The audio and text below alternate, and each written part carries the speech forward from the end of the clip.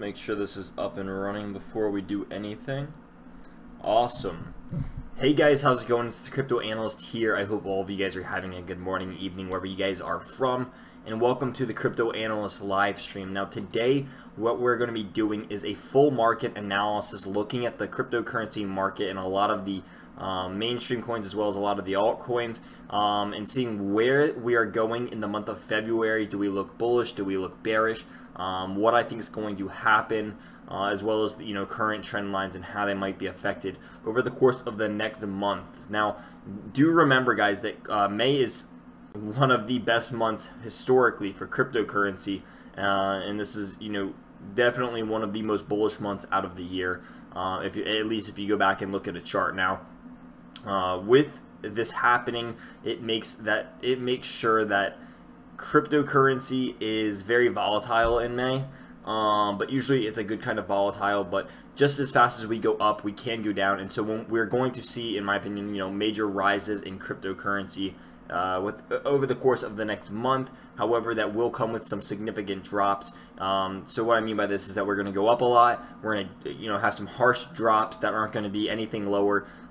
Say go up 75%, drop very fastly, probably like 35%, then go back up again. So it's going to be lots of opportunity to make money in this next month of cryptocurrency. So thank you guys for everyone who has tuned in so far. Welcome everybody. I just went ahead and dove us into the title and got us prepared for what we're going to be talking about in the video today. So I think it's going to be a really good video. I think we're going to have a lot of really cool stuff to talk about because there is so much to talk about with what's happening in the cryptocurrency market right now. Now, if you guys might notice, my face is, I'm not wearing makeup or anything. I was in the sun for 12 hours today, so I'm a little bit burnt, a little bit tired, but nonetheless, the show must go on, and I have this great live stream for you guys today. So we're going to have a lot of cool things here, and I'm just going to give everybody a second to go ahead and join in before I get too deep into what we're going to be talking about, because I don't want myself to dive in before everyone has a chance to at least go ahead and join in here. So before I get into the overall market analysis by going over Bitcoin and what everything I believe Bitcoin's going to be doing here, I'm going to go ahead and look at coin market cap so we can have a decent understanding of what's happening within coins at the moment. Now, there's a lot of things happening, right? We have EOS. Let's go ahead and talk about EOS before we do any sort of TA on Bitcoin or any of these other charts. Now, if you guys are just joining, we said we're just going to be going over a brief look at the top coins at the moment before we go into a full market analysis, so everyone has a chance to join. Now, there has been a couple of coins that have been going absolutely nuts, right? EOS, it is just, there's nothing to say. I was talking to someone about EOS the other day, and EOS is, and let me just pull this up so those of you guys who don't know can actually see what I'm talking about, and what I mean by EOS is just going absolutely nuts. So EOS, I don't know if there's really that much logic going in here. A while ago I said it is one of my favorite coins, and I didn't think it would be stopping any time until Dawn 3.0 comes out. I think that has a significant impact as to why it has risen so much, and people are finally starting to realize that this is one of the best coins in the cryptocurrency sphere. So this is what I mean. EOS is just going absolutely nuts. Again, I don't know if it deserved to get pumped this hard, this fast. I could have seen this happening over, the course of a little bit longer span of time. But this is just going absolutely nuts. There's not even anything to do any sort of analysis on here besides this thing is just getting hyped and FOMO'd, and this thing is getting pumped out of this world. So we're starting to see some sort of consolidation again. Whether or not, let me go ahead and draw this, whether or not we're going to see a consolidation just like we did here, and then it jumps up again, and we can see that start forming here. Whether that's going to happen again or not, I'm not sure. We do see these consolidation levels followed by major run-ups. So I don't personally think that that's going to happen again. I think this coin is going to have some sort of a correction. But then again, with a lot of these hype coins, you just never know. And until we see it start dropping again, I guess there's no reason to think that it's going to have a correction as of yet. But yeah, just look at this in perspective. Like, this is absolutely ridiculous. these levels that it has just been climbing up. Like, my God. So, you know, we bottomed out here, but so, like, this is what I mean by, like, how hard EOS is getting pumped right now. Guys, do you guys remember how high that we had cryptocurrency, or how high the crypto market was in January, February? It is almost double that. It, like, legitimately, like, look at this. It peaked at 13,300 satoshis, currently sitting at 20,400 sats. Like, that's how pumped EOS is at the moment. So this thing is just waiting to have a monster correction, in my opinion, and it's only a matter of time. Whether that could be the day that Dawn 3.0 comes out and it just dumps, I'm not sure. You know, it's possible, because we saw the exact same thing with Verge, right? Verge, a major partnership, major release. Same thing with Tron as well. So I'm going to go ahead and pull up both of those, because both of those had major releases, and following those major releases, there was a major jump. So let's go ahead and pull up Verge and Tron so I can show these guys before we do go ahead and jump into the full market analysis. So Tron and Bitcoin. So Tron, I think, is a better example because it has... It's not letting me zoom out too much. So yeah, here we had Tron mainnet talking about getting launched, right? You know, we get pump, just drops, massive drop. Consolidation, and then here we have Tron again getting pumped because they have another thing releasing on May 31st, and so Tron's kind of in the same boat as EOS, just going absolutely nuts at the moment, awaiting, and it almost broke that 900 sat level, which is insane already.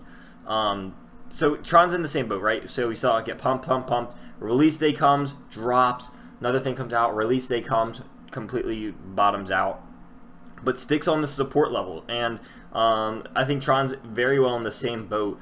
And I was talking to someone else about this the other day. Tron's very well in the same boat. As we can see, it's hitting the top of these levels. It's just an impending drop. Now, not an impending trade or trend reversal at all. This is just an impending correction waiting to happen. Comes back down, then comes back up and hits higher levels. I think it's going to need to do this if it wants to see 1,000 satoshis. It's going to need some sort of a healthy correction.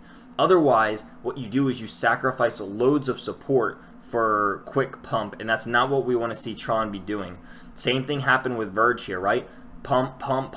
Here we go. It's mooning. It's absolutely mooning. Comes back down here. This is what happens the last day. I believe this was at 3 a.m. It just dumps off the face of this earth, like record level dumps. I don't think Verge had ever seen that much negative momentum. Yeah, that was the most negative momentum that Verge has ever seen in its history. So absolutely ridiculous levels. So whether EOS is going to do the same thing with record levels, whether it's going to see record levels of negative momentum, it's possible, but I think it would probably have to be closer towards the release date of Dawn 3.0 rather than like weeks ahead of time. Now, it might have some sort of correction ahead of time, but you can expect, at least historically, looking at like Tron and Verge, and when they come out with news and following afterwards, you know, the day of the release, they dump. So I think, you know, definitely the day that Dawn 3.0 releases, you're going to see a dump in EOS's price, because that's when people tend to sell, the morning of the release. So keep that in mind with EOS. It is just waiting for a correction to happen with it. Same thing with Tron. You know, we see this beautiful upwards trend for TRX, you know, bouncing, you know, 1, 2, 3, almost a fourth, and then 5 and 6, and so now we're just waiting for this thing to have some sort of downtrend. And let me just go ahead and show you guys this. This is something that I've been using more and more. So let's just go ahead and draw this from the first touch all the way to the top here.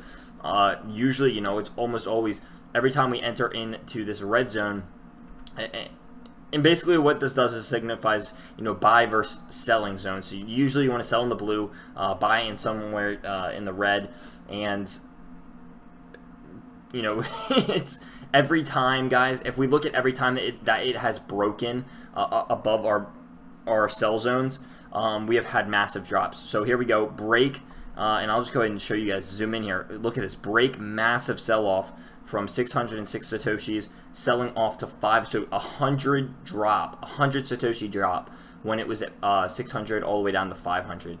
Same thing here. We broke out of this, out of our sell zone at 670 satoshis, dropped all the way down to 430, a couple hundred Satoshi drop.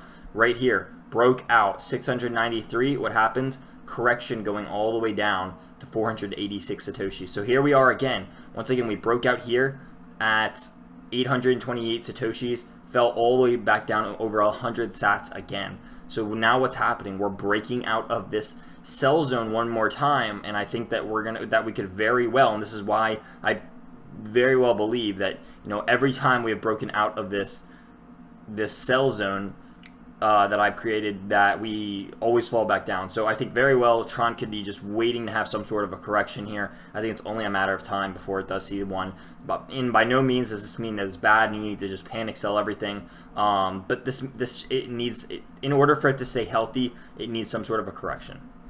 Because we're not always going to have things like you know, the massive FOMO fest that we saw over here of just, you know, pumping, and like, we're not always going to have a market like this where the market just goes up $15,000 in Bitcoin in a matter of weeks, because that's just not realistic. So let's go ahead and go ahead and join into Bitcoin here. Let me go ahead and go through all these questions as well, because I saw that there was people chatting. So excuse me if I did miss that. I'm also going to turn on some sound here because I missed my sound last time. So I am going to enable my speakers. Hopefully we don't blow our eardrums out here. So yeah, let's go ahead and go on into Bitcoin, and then we'll go through all of the altcoins in order. So, DP for the win. I sold EOS and moved into ETC. Isn't that Electronium? EOS has the potential to do a complete moonshoot from here, but I was happy with the quick profit and negotiated risk by allocating into ETC. Well said about the Tron prediction. You're getting a lot better at understanding technical analysis. Yo, thank you so much, Colton. It means a lot. It really does. I put hours and hours into this every single day. And there's lots of great TA people to learn from, like Lord Ray from Hyped on Crypto. That guy is a TA god, and he has taught me so much. So if you guys haven't checked him out, I would highly recommend checking out Hyped on Crypto, because that's a guy who has taught me so much about all this, and so it's only right to give him his respect in teaching me.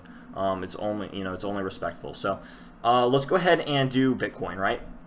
All right, so here we are, guys. So I want to go ahead and zoom out here one more time, because I always like to do this. So here we are. We have our full-on trend reversal where we drew it out. We saw where it started right here with the massive perfect pennant. Like, it doesn't get like any more perfect than this. So we see upwards, upwards positive momentum, low. So we see our all-time low, higher low, higher low, higher low. Perfect pennant forms, we draw it, it breaks out, right? So we saw the market reversal. Now here we are now, right? We have a perfect upwards trend line, just healthy. And now look at how much we've rose, right? So we rose, from this initial breakout, so to say, from 7,600 all the way up to, what was this?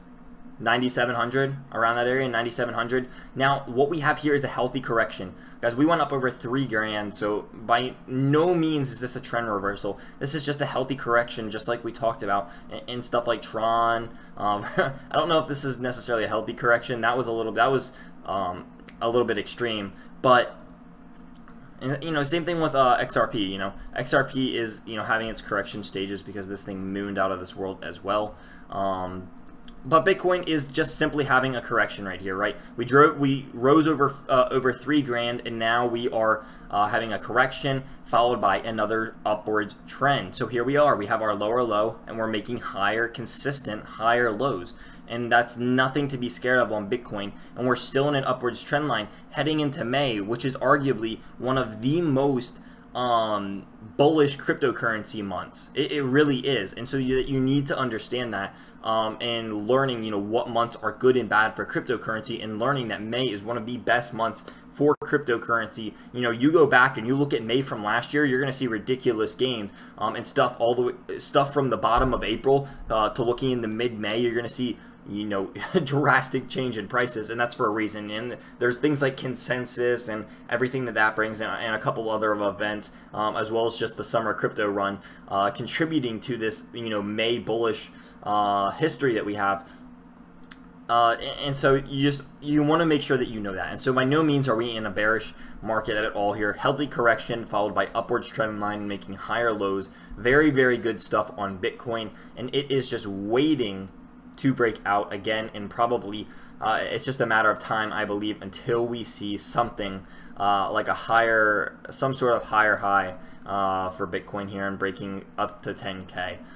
It really is just a matter of time, and I fully believe that in May we're going to easily see us break, maybe even before May, we're going to see us break over this 10K mark on Bitcoin. It's very possible that we do that before May, but certain that we will do that in May. So really cool stuff coming out from cryptocurrency. Still looking very bullish on Bitcoin. Again, just a matter of time. And I can go ahead and draw up this regression trend line that I use all the way from the bottom that we've had here all the way over here. So we're, you know, by all means, you guys can see a perfect bullish trend. So here we are. I don't know what happened here. Again, I have been gone. I've been working for 12 hours, and so I was not with no cell service. So I don't know what exactly happened here.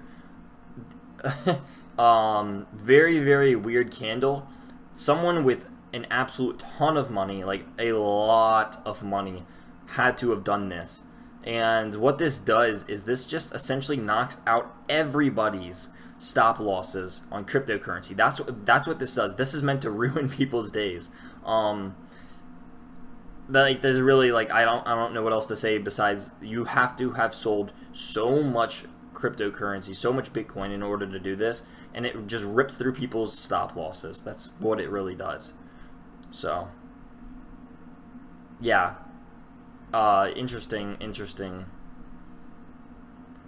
thing to see on the Bitcoin chart. What were you guys saying in chat? ENT is Electronium. ETC is Ethereum. ETH is Ethereum.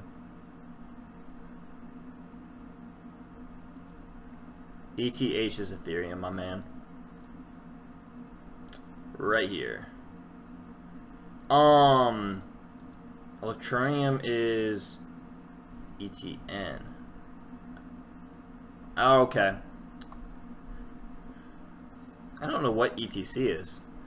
We can definitely check that out. ETC. Oh, Ethereum Classic.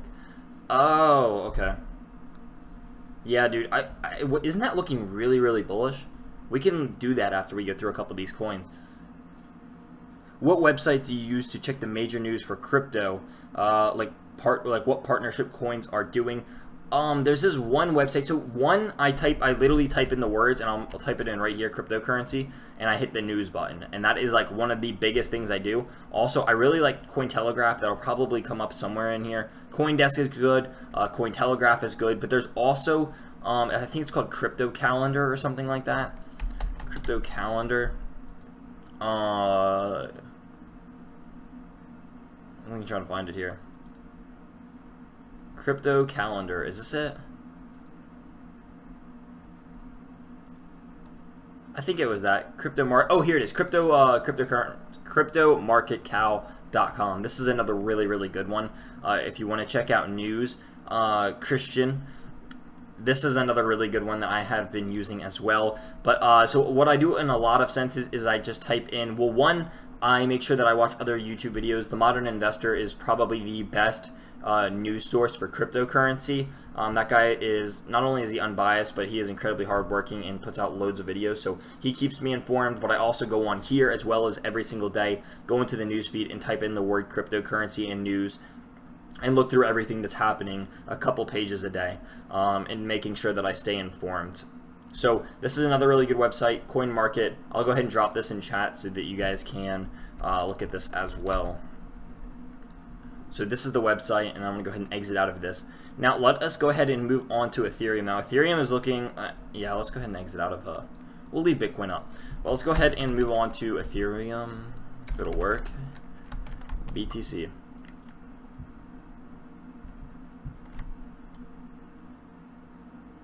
Thanks for the tip. Always love discovering new crypto info. Yo, Colton, it is my pleasure to help you, dude. Glad I can help you in any way that I can.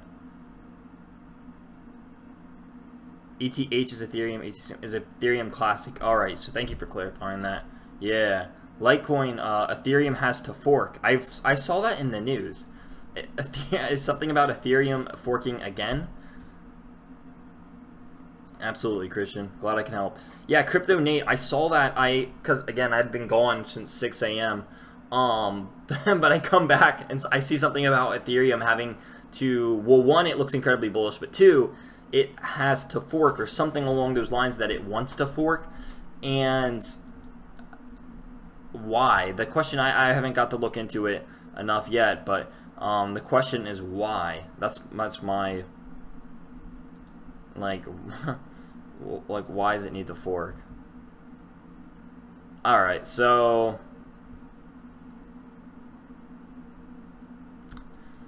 this was, let's go ahead and look at this, right? This is weird for the most part. Very, very easy to tell from I guess the bottom trend line. This had like no touches though. Not in the top. So what we see here is, you know, perfectly down the top. We see the very fine level of resistance. 1, 2, 3, hit it 3 times in 3 hours.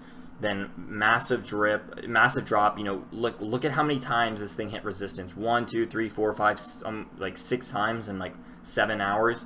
Absolutely like ridiculous level of resistance for Ethereum at the well, it's a really big number, but that's an absolutely huge number of resistance. But up here, absolutely huge number of resistance for Ethereum, as it could not break out of that. Falls, you know, exponentially. But again, is it really something horrible as opposed to how much it's gone up? Healthy corrections. Do not be nervous about these things. They happen. So let's go ahead and zoom back in, right? This is one of those things that was not necessarily, you could not have seen this coming from very far away. So we see, you know, 3 candles hitting the top up here, followed by another 1, 2, almost touching it here. So that's where we have our support moving over. I can go ahead and put in an arrow showing that, you know, where the support is, so I don't just look like I'm just dragging my mouse around. So there we are. Looking at this, looking at our level of support, and this is something that, again, you had to have been stalking the charts to even have realized this. So we see support down here, very, very definite support line for Ethereum, which is awesome. And let me go ahead and draw in all the rest of these here. And so this is where it got a little bit sketchy. So when it hit this last touch, and you could have just drawn this from, I guess, from looking at the support line, so you could have known that it was probably going to touch this again. And this thing drove all the way out. Now, you will not see pennant. I don't even know if I want to call this a pennant. Like, you won't see formations like this often, especially the fact that this thing went to the very end. This drove all the way to the very end. So you see its last, you know, couple touches right here on the support level. You know, we see it touch 1, 2. So you could have just drawn this out and noted that it was going to touch again. Never even broke through these levels at all. Very, very well respected level. But again, you had to have been stalking this chart to know that this was going to happen so last second. And this is not something that could have been told, you know, a day in advance, at least not in my opinion. Maybe if you're a super TA guru, then you could have done something like that. But this is one of those things where you had to have been looking at the chart on an hour. Like, this is the 1 hour. So you had to have been looking at this chart and knowing that this was going to happen in a mere couple hours before it was going to happen. Then, you know, obviously being able to jump on this train and see Ethereum rise in price. So Ethereum's looking really good. Again, consistent higher lows. I'll go ahead and draw this up here. You know, higher low, higher, oops, higher low. No, what happened? I don't know what's happening. Hello? All right, there we go. Higher low, higher lows, followed by higher lows. So consistent higher lows on Ethereum, which is awesome. Now we can also try to, now that we've explained that, let's also see what else we can try drawing on Ethereum. See if we can have any sort of fun here. Oh man, that wick is so low. What we could do is try to draw this down here.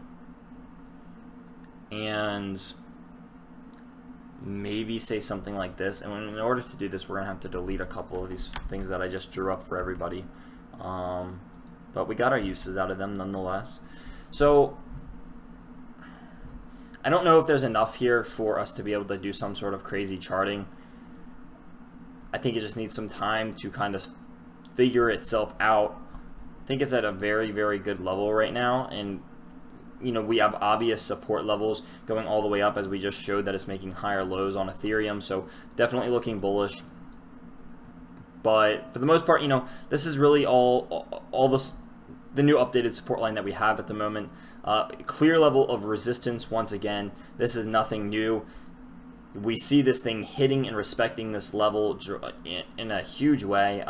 Every time it comes up and even touches this level, falls down to the bottom of the wedge. So that's Ethereum for you guys.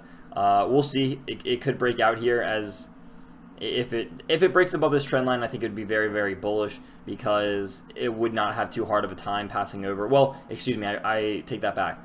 If it can break out of this trend line, it would certainly go back up to these resistance levels. If it breaks those resistance levels, then Ethereum would have a very, very nice run up. So it's all about, one, breaking out of this wedge, and two, breaking above these resistance levels that have seen so much force driven into them to no avail. Now let's go ahead and check out, do you guys want to see Litecoin, or do you guys want to see Bitcoin Cash, or do you guys just want to move on to other coins? Because I know, at least for me, I don't care too much about Litecoin or Bitcoin Cash. I mean, that's my personal opinion, but this is for you guys. So Litecoin, okay, as I said that, I'm reading through chat and I see someone say Litecoin. Ethereum has the fork. Thanks, man, I appreciate it, absolutely.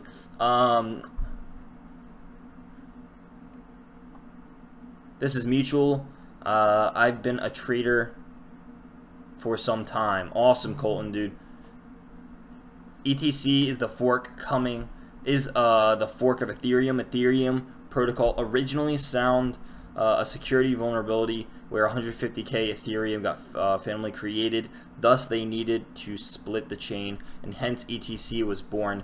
Tis bullish. Yeah, we'll definitely take a look at ETC. At the moment, has been capitulating for months.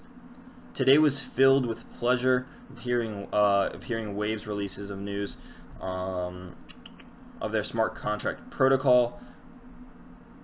Messages being held for review. I'll show it. Icon, pardon my French. Hey, it's okay. This is, I guess, an adult channel. It's not like a school system where it's like you can't say things, as long as it's not gonna like illegal or get my channel in trouble.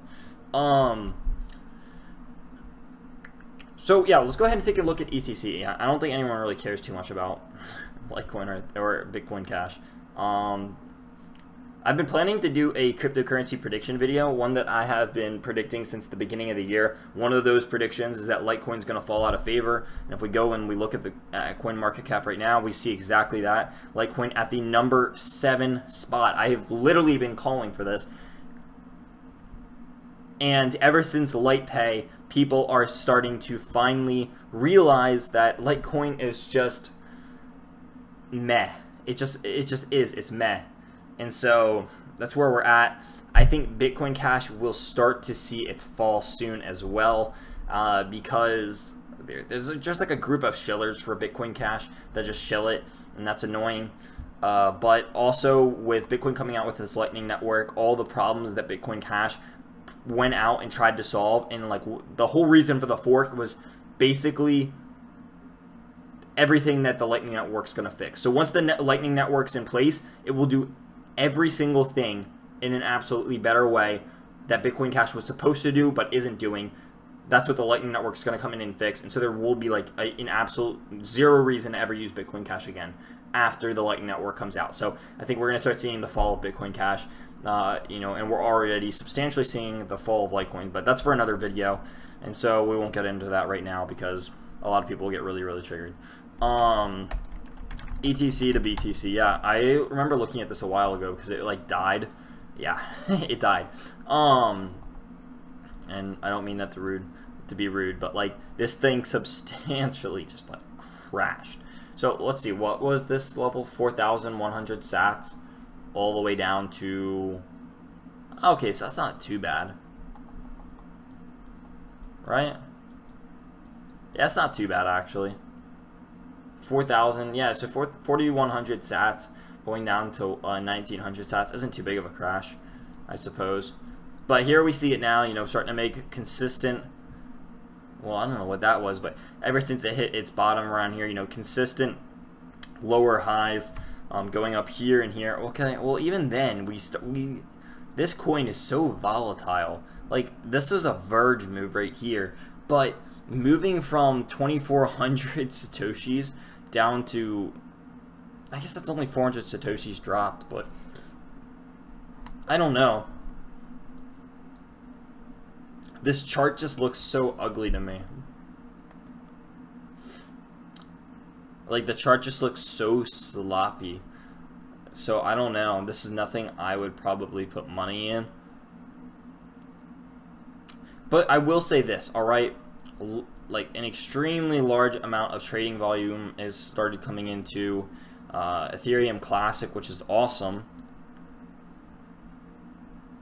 Alright, and I will go through the rest of that chat and look at, and we will do Encash and Icon as well. I don't know if there's anything else requested, but we will look at Icon and Encash. So this is what I will say. Very, very high level. It's making bullish progression. Drops all the way back down. It was like, nope, we want to have a market reversal. We want to go back into our bear markets, and we can go back into hibernation. Basically, this right here said no. That's exactly what this said. When it saw down here, it said nope, not at all, not doing this. We can type it in right here. No. It said no more bear market. The bulls kicked it out. Stampede came, ripped this apart, and now we see Ethereum Ethereum Classic all the way back up here. However, we made a lower high. So something to notice here is that this lower high is not good. Now if we zoom in even more, we can probably get a better reading on what's happening. That's just what I see. This thing's too volatile for me. I just don't like the charts for it either, because I don't even know if we can call like what we're seeing right here a cup and handle, because the handle just wasn't even a handle. It was like a crash. Like, the handle was almost the size of the cup. So I don't even think we can call that a cup and handle. Now what we could do is call, well, I don't even know if we can call this even a cup and handle, because, well, we might be able to call that a cup and handle, but yeah, I mean, that's just, now we can try to see if we can draw up like a mini pennant or something on this, seeing like levels of support versus levels of resistance. But like, even then, there's just not enough candles here. You can't use like 6 candles and draw up a pennant, especially when it could so easily break these levels. So that's Ethereum Classic. I'm gonna be completely honest, I'm not really sure what to think of this, but we're gonna see. Personally, until it breaks this, I wouldn't call it too bullish. That was a ton of negative momentum, but at the same time, there's a ton of positive bullish action taken by seeing Ethereum Classic bounce this much back up. However, it bounced only to receive a lower high. Now let's go ahead and look at Icon. At the moment, for it has been capitulating for months. Yeah. Today was filled with... Okay, I already read through that. Spank is running an adult channel. Icon. Alright, let's look at Icon. A lot of people have been talking about Icon. ICX. What am I doing? Icon, Icon, Icon. Yeah, dude, very, very bullish. I mean, I think you can obviously, and the easiest way to do this is we're just going to use our regression trend, because I'm a little bit lazy. But obvious levels of, you know, like support. It's an obvious bullish trend line.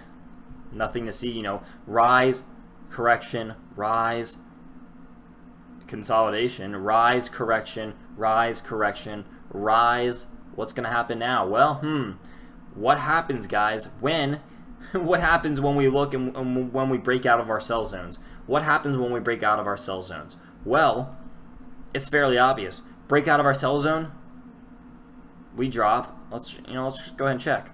We drop from 3,200 sats to 2,800 sats. Broken out of our sell zone one more time. 36, almost 3,700 sats. Falls 3,100 sats. Here we don't break out of our sell zone. We stay in our sell zones, so we don't really fall too much. Here we start seeing it get pressed up, just like it was pressed up here. We start pressing against the top. Again, we see a sell-off. Pressed up against the top a little bit. See a sell-off. Like, this is nothing that's too hard. And again, you guys can literally go on TradingView and do this for yourself. Break out of our sell zones on Icon, but still, just because we break out of a sell zone doesn't mean we see bearish at all. In the same way that when we do break out of our sell zone, when we break out of our buy zone, you consistently see great levels of positive momentum coming into Icon as well. So we broke out of our sell zone on Icon. What happens? Drastic drop from 4,700, almost 4,800 sats, all the way down to 3,900 sats. So significant drop there of almost 1,000 satoshis. But then again, it did create a great buying opportunity. You should have been in here to see, is this going to be when it crashes? Is this when it has a market reversal? Is this going to be it, the reverse of Icon? See it come back in here. You see it come back right back into the upwards trend. Very, very safe to say no. And then, you see this, it bottoms out. You could have been like, all right, I want to hop back in at the bottom of this trend line. Next thing you know, we are breaking out of our sell zones one more time. So what's going to happen?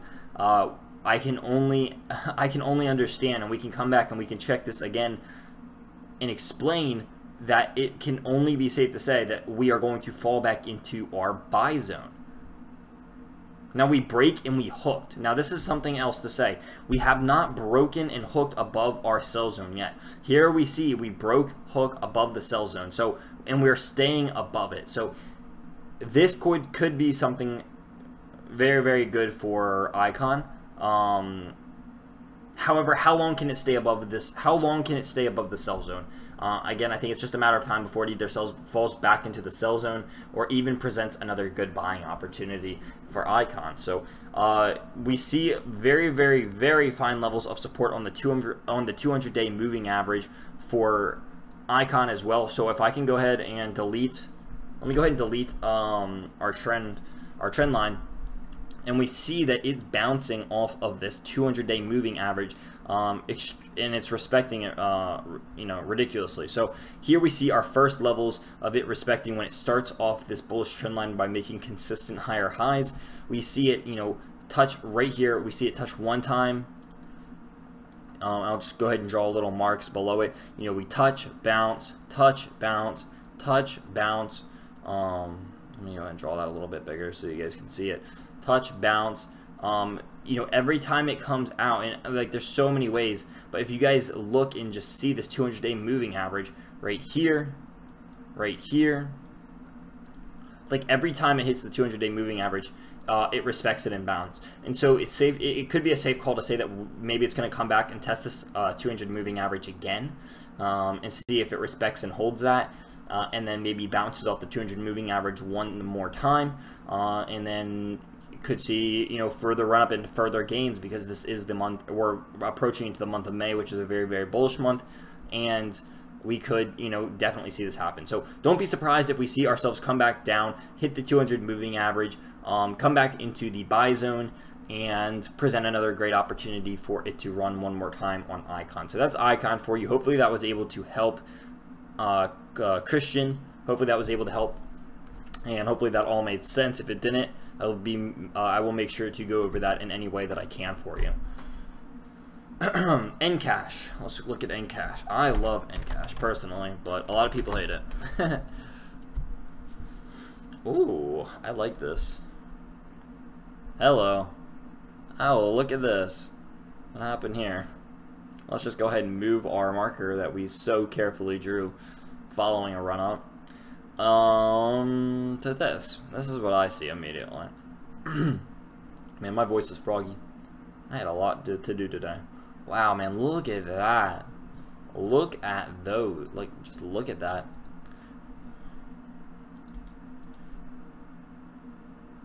Great freaking levels from Encash. Now, I'm going to be completely honest, I'm not sure where to draw this resistance line. Whether we want to use this bottom wick or not, maybe not. Maybe we want to use something like this a little bit more to get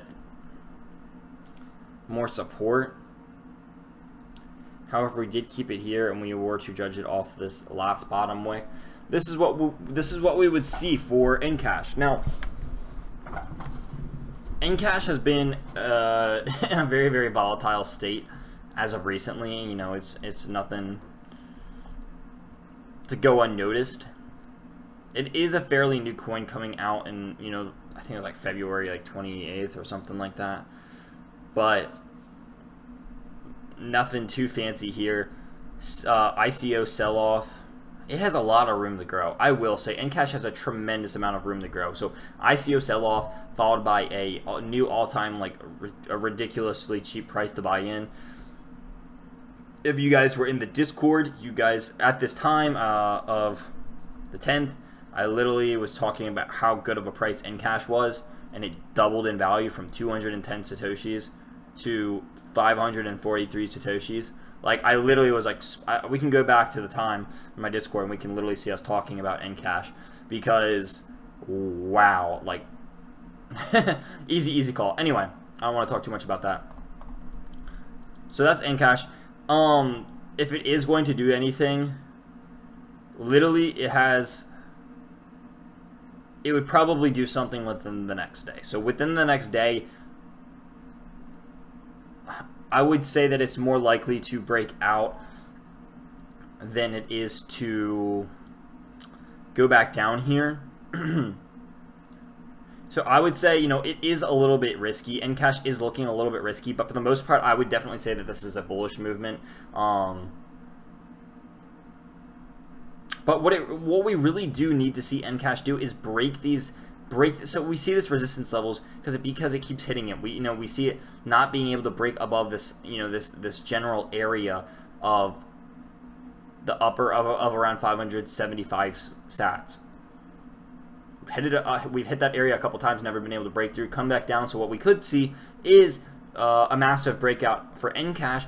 Go back up, test these levels one more time, have some resistance at the 525 mark, probably a little bit lower. So the lower 500s are going to be definite areas of resistance. Then a huge set of resistance, an absolutely huge set of resistance at its all-time high of 575, or excuse me, the 575 area. And if it could break that, massive gains to come for Encash. Like, and this is what I mean. If it breaks 575 and you get in right here at 462, what resistance is there? What? Like, there is zero, and I mean zero resistance. There is nothing over here above 575. Nothing. This is where all of, if you can break above this mark, like, we go over here and there's just nothing. So it's kind of up to you. Like, now that I'm looking at this chart, so this is kind of a risk versus reward. If you have, personally, I believe in Encash as a long-term hold, especially within the next 2 years, getting into security. What's up, Simon? Welcome to the live stream. So personally, I might actually throw some money at Encash because this has a lot of potential here, and I believe in the project. If you guys have not checked out Encash as a project, highly recommend it. I'm not going to shill it. I do not own any Encash, so don't think of this as me shilling it in any way. But I do really like the product. It does have kind of privacy concerns. If you are a very big privacy guy, it has issues in that area, but for the most part, I really like what Encash has to offer into the retail and security markets of cryptocurrency and blockchain technology. And so that's why I love Encash. And I might throw some money at Encash because for me, the risk versus reward is worth it. If you want to buy in at your best prices, again, you're going to do that on the bottom levels of these support lines here. Ugh.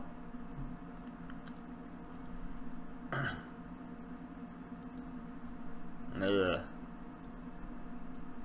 not what I wanted to do.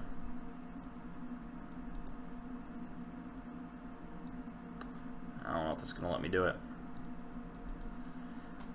Well, come on. Here we go.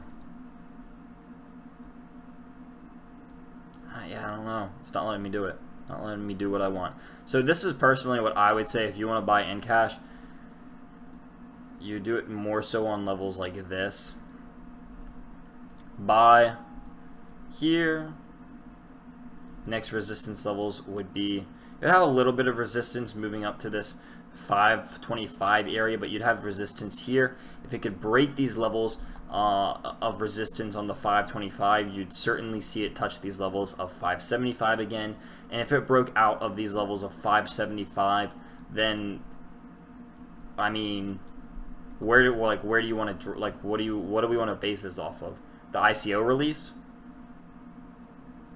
of almost 1,000 sats, over 100% gain. Like, now, do I think it's just going to hit a massive candle and break up to 1,000? Not at all. Like, I do not believe that.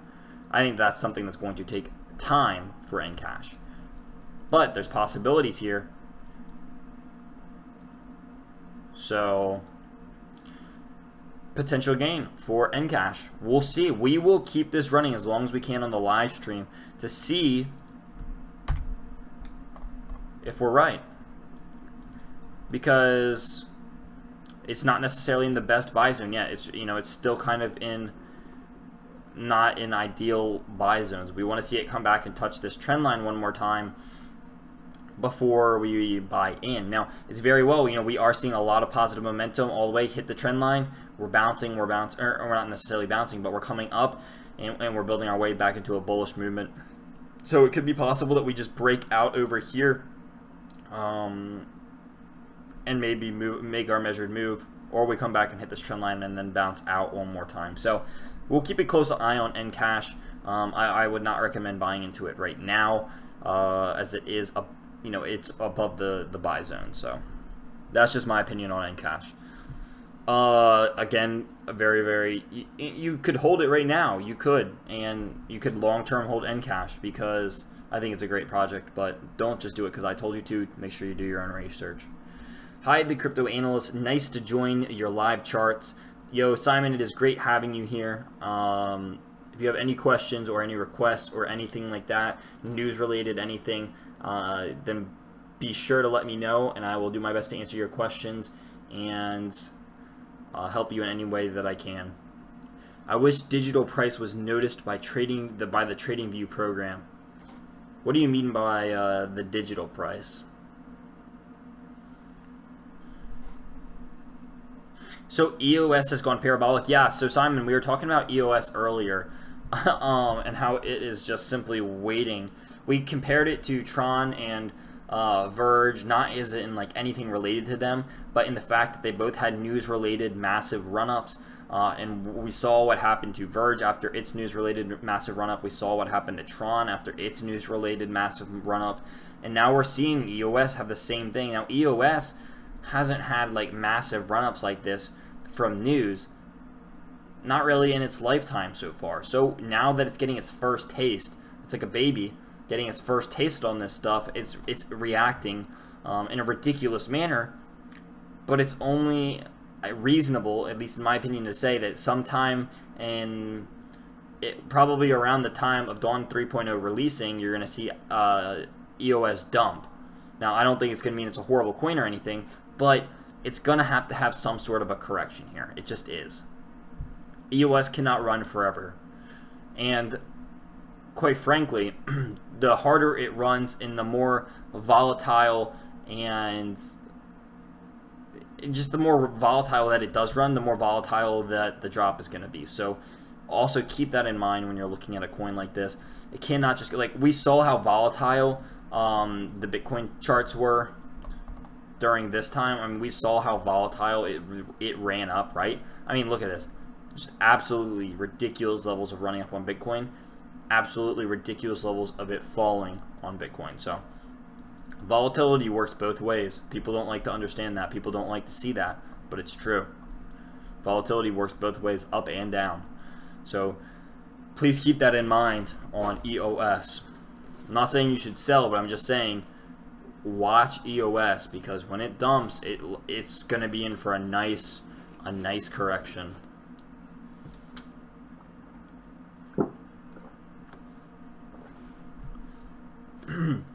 Alright, let's move on. Let's look at XRP, and we're going to look at Cardano. Now, Cardano has been something I have been spamming about a little bit in the Discord, a very decent amount in the Patreon. But Cardano is, it's one of those coins that I've just been saying. You guys know me, I love swing trading. That is like my thing, more so than anything else. I am fairly decent at swing trading. Oh, none of my stuff saved. Man, that sucks. I had been, oh, come on, TradingView. Oh, all it did was save the regressional trend line. Man. I had been oh, that's so sucky. Alright, well, let's talk about this. Well, I don't even know why I'm drawing this. Let's go through and just show you guys what this looks like.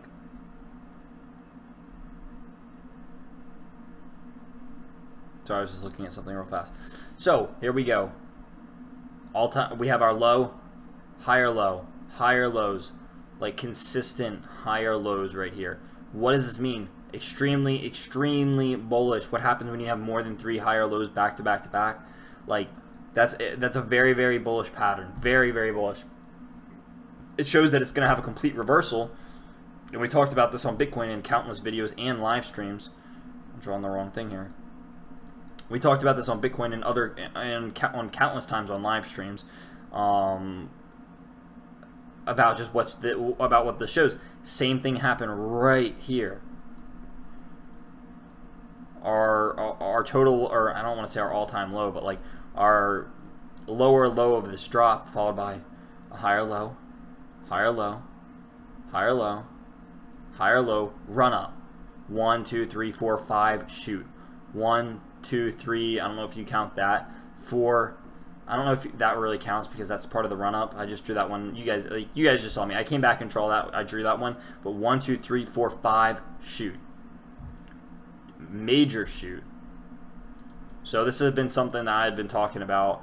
I posted about it. I don't know if I don't know if I'm gonna get in trouble for. I mean, it's my Patreon, so I figured I'm allowed to show what I want. But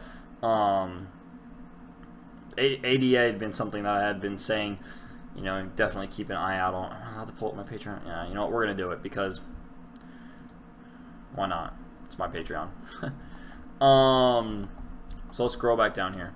I've been posting. Oh, Verge. Let's talk about my Verge. I posted that in Patreon forever ago, and I was talking about that in Discord for so long. Like, my goodness, what in the world had I been saying about Verge? If you guys had been following me in Discord at all, you guys would have known that I had been, like, I'll just go ahead and pull this up in the Discord as well, because this is something that I had been spamming about. And I stopped spamming about it in the Discord because I started talking about it a ton in Patreon. But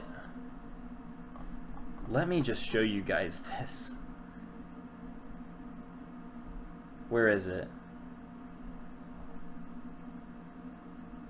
Oh man, where is it? Oh, that was Tron. That was Bitcoin. Haha. Is this Verge? No, that's Bitcoin. Sorry guys, I'm sorry about this.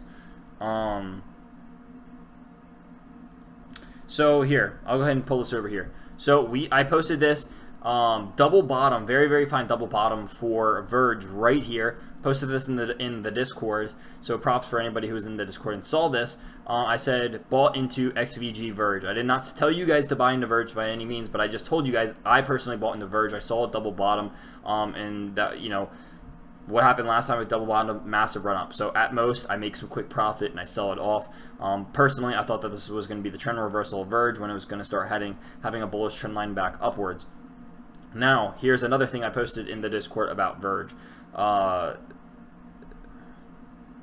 sorry, I was talking about Bitcoin there. What did I say here? Also, Verge is looking like it could have hit bottom. I also said that. So here, okay, so we don't have the double bottom on the 1 hour because that's what this chart is. But on the 4 hour, which is used more often than the 1 hour, we saw a very, very fine double bottom, and I'll pull that up right after I zoom out of this. But I pulled this up, very, very fine pennant on Verge, and this is going to be the result. So this is the pennant I drew up. I said also, guys, we could have hit the bottom on Verge. I personally bought in. I drew this up. You know, very, very bullish. So here's what happened. I talked to Boris a little bit. What's up, Boris?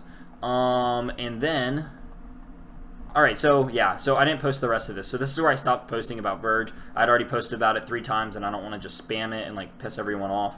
Posted this, then this is what happened next. I'm gonna go ahead and move this back over here. This is what happened next with Verge. Like literally ridiculous. I posted this, what happens? We completely break out. Again, very, very bullish. We saw it completely break out of the bullish pennant. Nothing that was not predicted.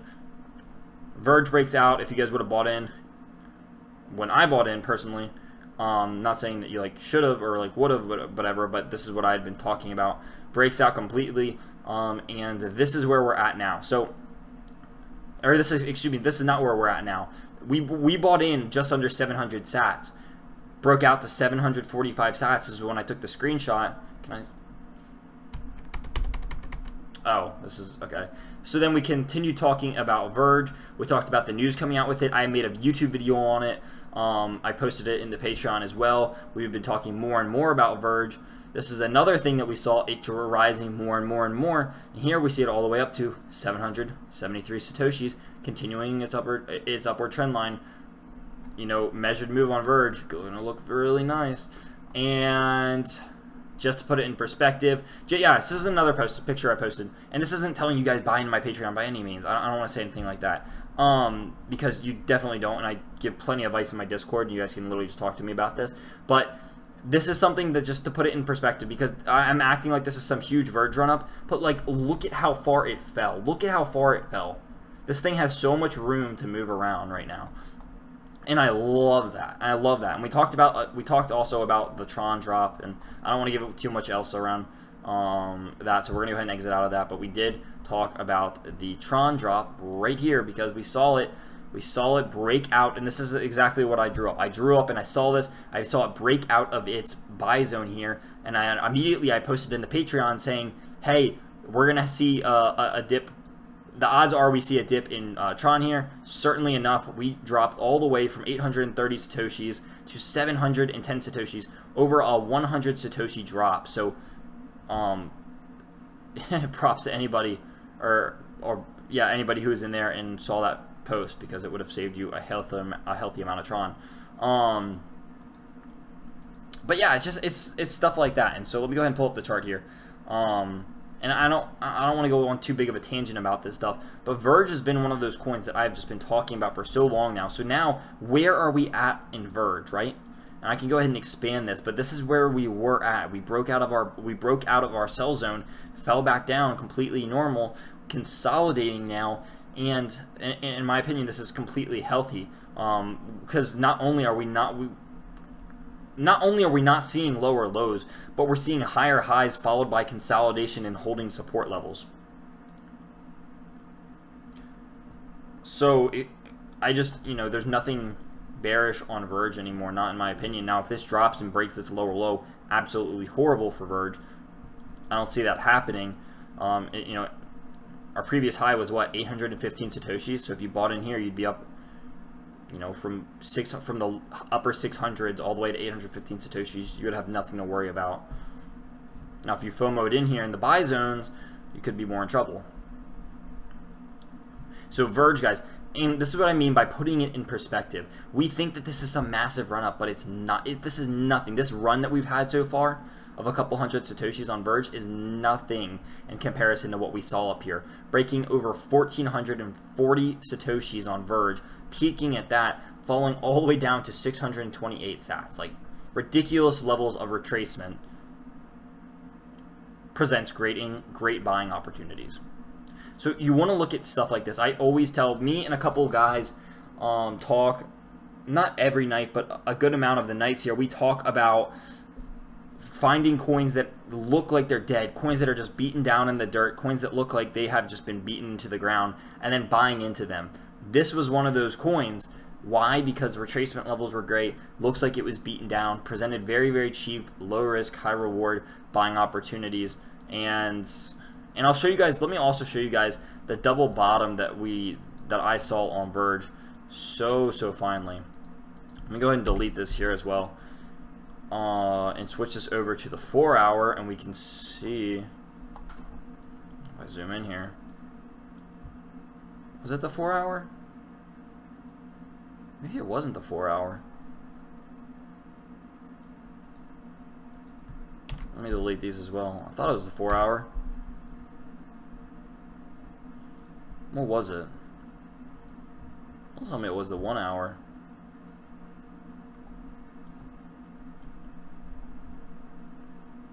Huh. Because there was a definite double bottom. Yeah, I'm not sure then. That's really weird. That is really weird. I was certain that I saw a very fine double bottom on it. So maybe I was wrong about that. And if I was, you know, I apologize. And I did not mean to give any sort of misinformation. It was very, very close. It was a couple satoshis off a double bottom. So there is that. So I apologize for giving any sort of misinformation there. It was a couple satoshis off a double bottom. Whether you want to call that double bottom or not, I'm not sure you can, because there is a couple satoshis differentiating those, and whether, you know, the 8 satoshis is too much to call it a double bottom or not is something else to say. Now this is a very, very fine level of double bottom. So nice spike there, so I was right about that. So I apologize if you don't really deem that as a double bottom, because, you know, that's kind of understandable. So I apologize for that, but my mistake. Digital price is the coin for you if you... Digital price is the coin for you if what you just said is what you truly look for. I wish digital price was noticed by TradingView. So like intrinsic value, is that what you're talking about within coins? Digital price is the coin for you if what you just said is what you truly look for. Check out their price potential. Yeah, so like price potential, whether that's like what you personally believe as the price potential or not.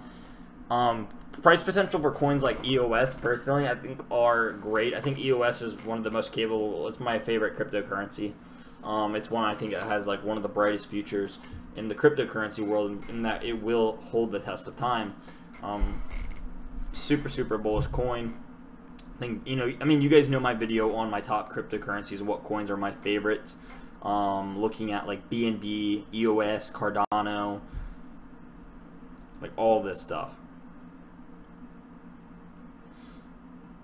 And what's happening ever since I made that video on my favorite cryptocurrency. Now, all coins have ran up, so you could have, you know, I'm not saying if you only would have invested in my cryptocurrencies and my favorites, then you would have made so much profit. I'm not saying that at all, because you could have pretty much put your money in like any altcoin and it would have ran up tremendous amounts of money, right?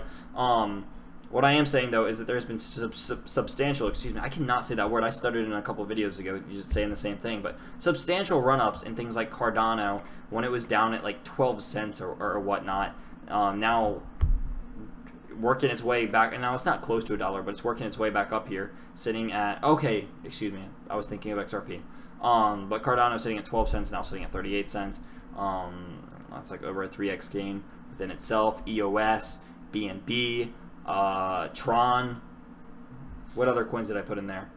Put a lot of coins in there. Anyway, coins that have seen substantial run up. So I will probably go ahead and wind this down soon, because it looks like we are dropping in viewers and dropping in chat interaction, which usually means that it's a sign to go ahead and end the live stream. But I do want to look at XRP before the live stream ends, because XRP was another one of those coins that I posted. XRP, I think, was the last coin that I posted about. XRP BTC. It was all because I pulled up the Patreon. People don't like the Patreon. I don't know why.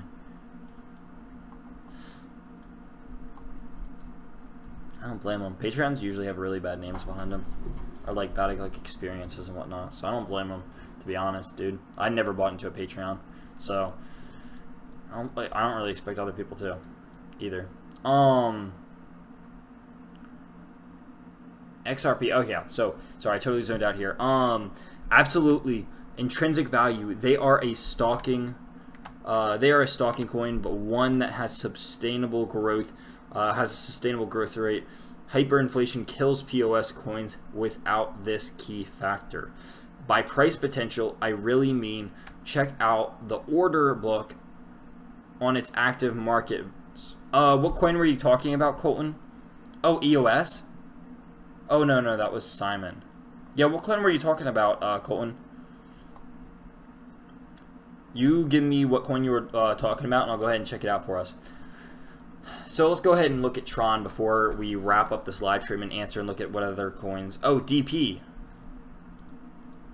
All right, let's take a look at that right now before. And oh, oh. I thought when you were saying digital price, see, I'd never heard this coin before. I've never heard of this coin. So when you were saying digital price, I thought you were talking about like the digital price of a coin and stuff like that. So where is it listed? So I always like to see, man, this thing has sat dead for years. Holy crap. Just years of this thing sitting at nothing. Price. Dude, if you would have bought this thing in this period, like look, it was 0.000023 cents. Shot up to 41 cents. Wow, like holy crap. That's a lot of gains. That's like another Ripple.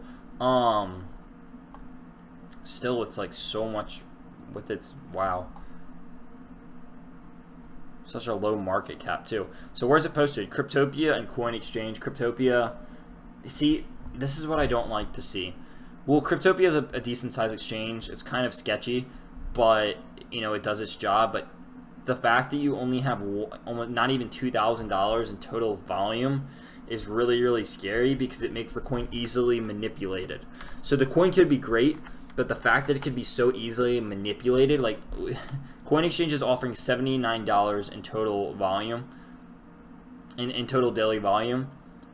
So together with these two, even by combining these two, you still have less than $2,000 in total trading volume, which makes this market so easily manipulated. And I just did a video talking about market caps and, you know, a high versus a low market cap and the pros and cons of both. The pros, the pro of this is that you have substantial room to gain money extremely fast. Because the market cap is so low, it could be very, very easily influenced towards the upside just as much as it could on the downside. So you could easily see this thing like 2, 3, 4, 5x, like no problem. However, this thing could be so easily manipulated, especially if a whale is a majority holder of something like this, because it only has a $2 million market cap. That could, you know, like, there's a lot of whales that have way more than $2 million in cryptocurrency, like way more. So like quite seriously, one person could be holding like easily 50% of this coin. So this thing could be so easily manipulated and pump and dumped. And like, say some guy owned like $1.5 million worth of this, which to a lot of these whales isn't a lot of money. If he decided to dump this at like any point, you'd go right back down to the bottom. So DP, dude, I don't really know what it does, so I can't judge it by any means. I'm always hesitant to mess around with coins that, one, have this low of a market cap and trading volume, and two, coins that have been around for this while, saw success, die out for years, and then just suddenly make a comeback. I would like to know, you know, has their team changed? What's changed so that they don't just see another period where for 4 years they just disappear, or not 4 years, 3 years. They just disappear. So that kind of sketches me out. But again, risk versus reward. So high market cap means you get less potential to like 2, 3, 4 extra money extremely fast. But you also sacrifice consistency, because lower market cap equals more volatility. So and more manipulation capability. So again, I don't know too much about digital price, but you're saying it has intrinsic value. So if you believe in it as a long-term hold, dude, then by all means, you could see very, very healthy gains with digital price. Currently, I do not use Cryptopia. I tried, but just didn't really fall in love with it. So I don't really use Cryptopia anymore. So I probably will not buy into this coin or just get on Cryptopia for the sole reason of buying this coin. I have been holding it for over a year.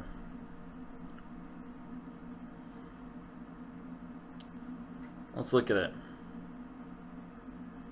Heck yeah.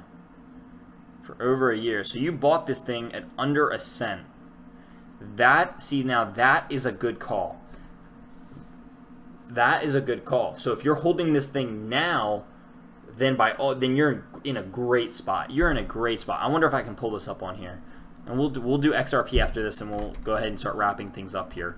But DP to BTC, so it's not on here, so unfortunately I can't do it. But you're in a great spot, man. The fact that you bought this thing at well under a cent, and now it's sitting at 11 cents, like you're sitting in healthy, very, very healthy profits.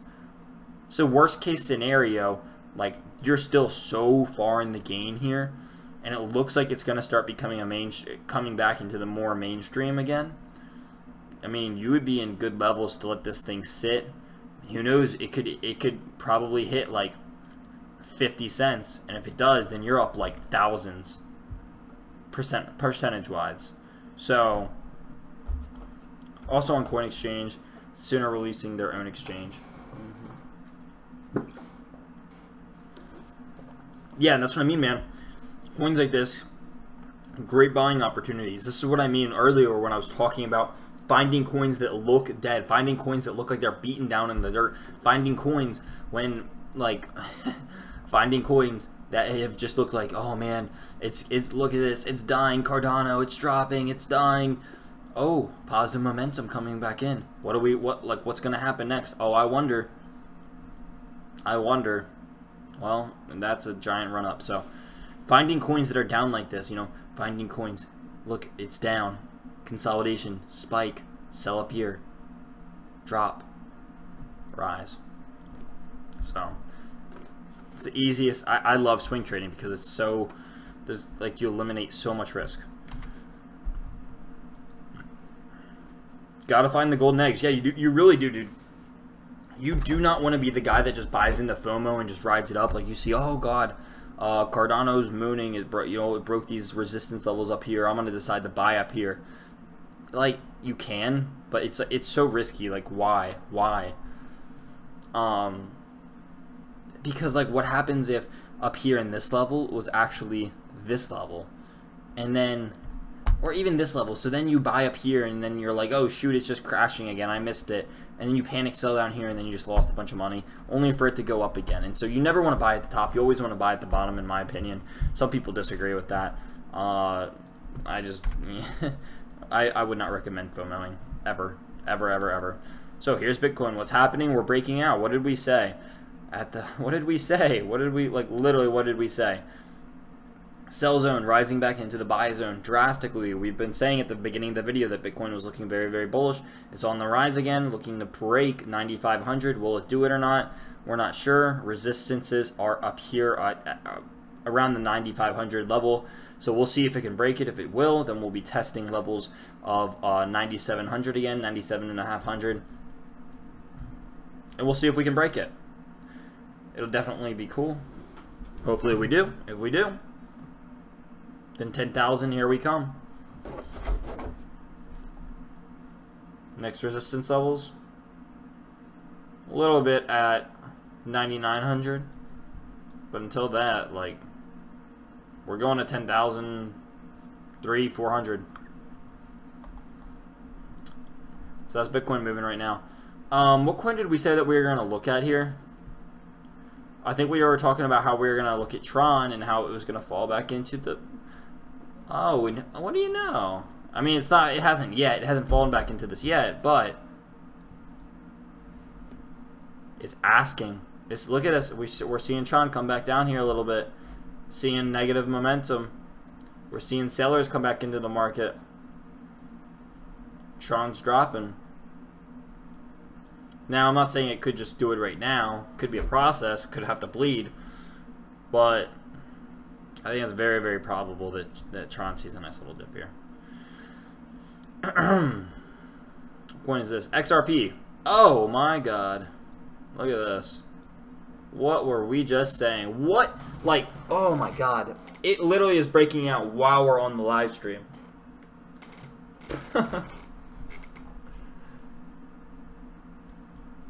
I was strolling this up last night. My God. I literally was strolling this up like a night ago. We were talking about how oh man. I was with a bunch of guys in Discord. And we were all just talking. Oh man.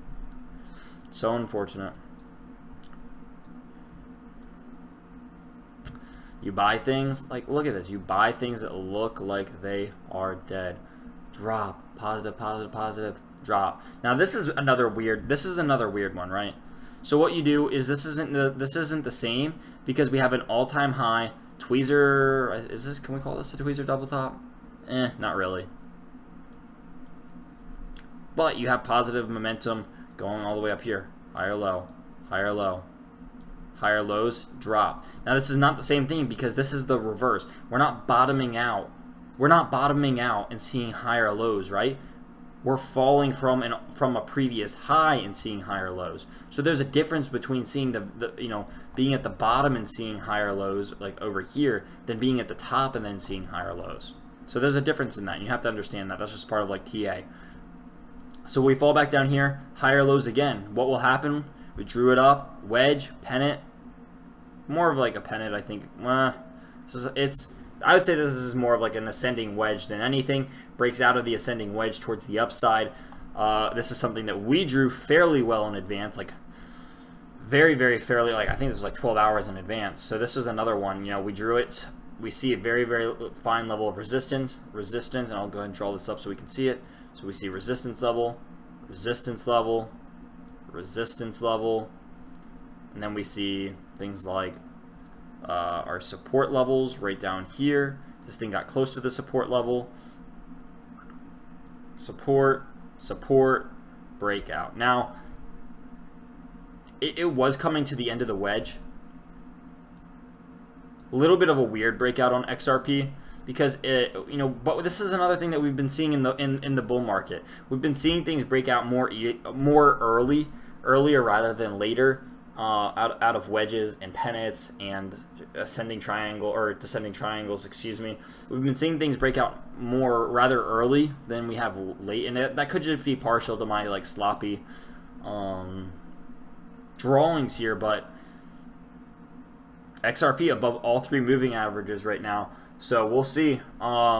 Resistance. It'll start hitting resistance pretty soon here. It has a little bit more to rise. You know, we see it. We saw it already start hitting resistance at the top. Saw some selling volume, so that's XRP. But I'm going to go ahead and wrap up this live stream, guys. I am extremely tired. I was happy that I was able to answer some questions and have some of you guys in here, but for the most part, the viewers are dipping and the chat is dying, which tells me that it's time to go ahead and wrap this up. I'm going to get some rest. Again, I worked 12 hours today, so I am so tired. I've gotten a lot of sun and took even a little nap before the live stream, so that was awesome too. I hope you guys did enjoy the live stream today. We covered a lot of really, really cool key things. Again, showing things like the regression trend tool and how well respected this tool actually is. I love it personally, but it doesn't mean that you have to. So yeah. Hopefully you guys did enjoy the live stream today. If you guys have any questions, as always, I will be hanging around in the live stream for a couple more minutes to answer and talk with you guys about anything. It could be crypto related, it could be not. Just hanging out here to answer any kind of questions that you guys might have. And yeah, the Discord is linked in the description below. If you guys ever want to join there and talk to me, I'm always around. And so I'm here to answer your guys' questions. And you guys can always find me and message me and ask me in the Discord. And yeah, I'll just be hanging around here for a couple minutes, answering whatever kind of questions that you guys have. So that'll be it. This is where the live stream kind of enters into like a more chill mode, where we just hang out for like 15, 30, you know, however long it lasts. There could just be like 3 people in here. And we just chat for a little bit, and we just have a nice little chill part. But this is when the live stream like really slows down, and it's like heavy interaction. Excuse me.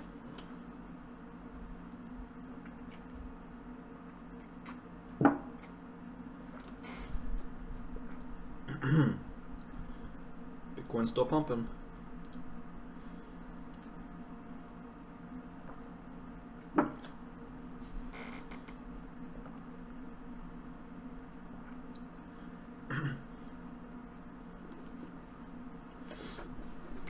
And like, guys, like this is a great example. Regression trend hit the bottom of the buy zone right here. Massive influx. Peaked out, dropped, peaked out one more time. Now double peak out like this without it dropping usually means a big drop's coming, because we see peak. It was like, no, we're gonna give it one more shot. Peaks again, and then this is when you know, like 1, 2, 3, 4 peaks, like in 2 separate angles like this. You know it's about to drop because there's so much resistance here. It's like it cannot break out of the sell zone. Massive drop, breaks below the buy zone, massive run. So it works in both ways here. The regression trend tool is literally one of my favorite tools right now. There's so many tools I use. You know, look, we look at like moving averages and volume, and there's RSI, and you know, it's all of our indicators and trend lines and all that. But the regression trend rule truly is a very, very unique one. I love it personally. So here we are. We're hitting the resistance of the previous high. Hit it dead on. Hit it dead on. Double top. Not good. So double tops are bearish, right? Very, like, that's a perfect double top. Perfect double top. Double tops are bearish. Double bottoms are bullish. Remember that. So we see this. We hit it. And now we see Bitcoin is going to get drugged back down. Why? Double top. Double top. It's going to go back down a little bit. We're going to come back. We're going to retest these levels. Like, you know, it's going to happen. Retest the levels. We'll see if we can break it. If we can, we're heading upwards. If not, more consolidation down here. Probably going to see a higher low. Might come back into the buy zone if we can't break these levels. But if we can, very, very good chance that we test our high right now if we break this previous level. And there's, you know, there is a decent amount of resistance here. So we'll keep the zoom in and we'll look at it, and I'll kind of go through chat. But you guys can see that's a very, very clear double top. I'm cool to chat. Glad you participate with the community so well. Yeah, man, I try to keep myself as involved as I can. I try to be able to chat with you guys, whether that's Discord or Instagram, or, you know, I'm not too active on Twitter, but I have a Twitter. I try, you know, there's like a million ways that I try to stay active. I have my business email too, but I try to stay active, you know, whether it's live stream in the comment section or Discord or Twitter or Instagram or like live chatting, like what, you know, I try to in any way that I can. You'll see me in other crypto streamers live streams as well. You'll see me in their comment section. You'll see me in their live streams. Like, I try to stay everywhere within the crypto sphere, and as active within the crypto community as I can. So, you know, I guess I mean, I view that as a good thing. I try to keep myself everywhere that I can in the crypto sphere. So I love the crypto community. I mean, you'll learn that about me. That's why I have this YouTube channel, and I love helping people in the crypto community. Just learn more. That is literally my goal.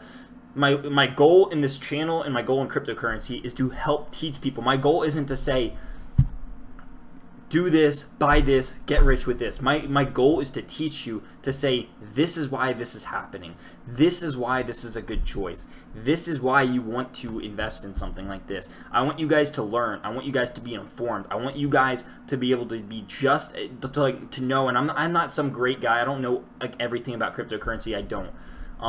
You know, I studied for hours a day and all that, which is awesome, and it helps me learn, but it doesn't turn me into this complete crypto guru. So my goal is to have you guys just as informed as I am. And I'm not saying that that's some high standard, because there's a lot of people who know so much more than I do. But my goal is to make sure that I can help educate and teach and grow cryptocurrency in a positive way, where I'm not shilling people and I'm not just telling you guys to pointlessly buy things. My goal is that when I say and when I buy into something, I can show you guys why I am, like what it means that it's doing, and just help teach and inform you guys. That's literally my goal with cryptocurrency. So Hopefully I can do that in a respectful way, and if I ever don't, call me out on it. I've had people call me out on it in my comments, because I always tell them, I say, you know, hold me to that standard. If you guys ever see me heading down some, like, no, I don't want to call out names because it's going to start drama, but other YouTube channels that do it, that's part of the reason why I love Hyped on Crypto so much, is because they're such a respectful channel, and they're looking to inform the community just as much as I am. So I really do believe in the potential of a digital price. Has yet still most don't even realize it exists. Yeah, I didn't. I'm one of those guys. I did not realize it exists. But the fact that you bought in so far under 1 cent is incredible, and so props to you for seeing that. Props to you, and people don't give enough credit to the people like you guys. They jump into it once it becomes more mainstream, but you saw it, you saw the intrinsic value, you bought in at a very, very good price. I mean, I think saying that it's a very good price that you bought in at is an understatement. I mean, you bought it in at it at a tenth of a penny. Now this thing's worth almost 12 cents. What is that, like a 10,000% gain?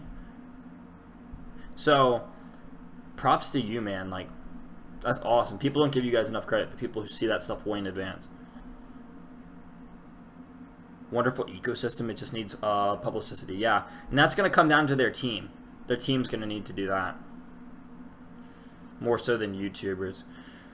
The coins I'm excited for in the upcoming months are Ethos, ETC, Waves, DP, EOS. EOS, yeah, dude, I love EOS. 42 coin, never heard of it. 300 coin, never heard of it. Awareness is key to success. Without it, you cannot find goals. The true power of cryptocurrency is that we empower each other by helping each other do better. Exactly. I sit in a cryptocurrency chat almost every night, and I talked about this earlier in the stream. There's a group of guys that I do this with, and we go through and I don't want to say that we don't allow new people in, but we have people who have a decent understanding of cryptocurrency, because that is our time of the night. That is our dedicated time that we put aside to help teach each other. That is the time when we all go through and we all look for swing trades, and we all look for trades in general, and we go through and we're all drawing up. We say, hey, we found this on this coin. All of us go to that coin. There's like 3, 4, 5 of us usually, and we all go to that coin, and we're all giving all of our, all of our different views that we drew up for that coin, what we see in it. So one, we're seeing things through a different pair of eyes each time. One person's using the 1 hour, one person's using a 4 hour, one person's drawing up one thing and seeing things this way, and we're all looking at this, and there's I can't tell you like how healthy this is for me and how much it helps teach me, looking and empowering each other, like you just said. Because they literally, like, I will draw something up and he goes, oh man, I didn't see that, great call, and I'm like, thanks man, and then they'll draw something up like the next coin. I'm like, I never even thought to see that. Like, I never would have seen that if you didn't point it out, if you didn't draw it like this, if you didn't explain it like this way. And it's so key, it's so crucial to be able to have a group of people that you can do this stuff with, and having people empower and teach each other. So stuff like that. Oh, China Skywalker, welcome to the live stream, dude. We're wrapping this thing up pretty soon here, but welcome to the live stream, dude. We've gone through, you can rewatch it. We've had a great live stream so far. You say, what about Apollo currency? Olympus protocol, Hermes blockchain, great site and promising great future in the 3rd stage of pre-sale. I don't do ICOs at all. I have a couple videos on why I don't do ICOs, but I don't really mess around with ICOs too much, so I don't know anything for the most part. I mean, I know of a couple ICOs coming out, like what's that one that, like, Bitcoin Us, and a couple other ones. I remember Polymath was one. I almost like bought into Polymath, but what was it? I don't even think you can invest. From what I've heard, the United States has completely banned the buying of ICOs for U.S. citizens. That's my understanding, so that's another reason why I don't do ICOs. But they need regulation. They are so sketchy. Like 80% of ICOs are just disasters and like scams and crap. So, or not even scams, they just don't go anywhere. So, Apollo currency. Let's go ahead and look at that though.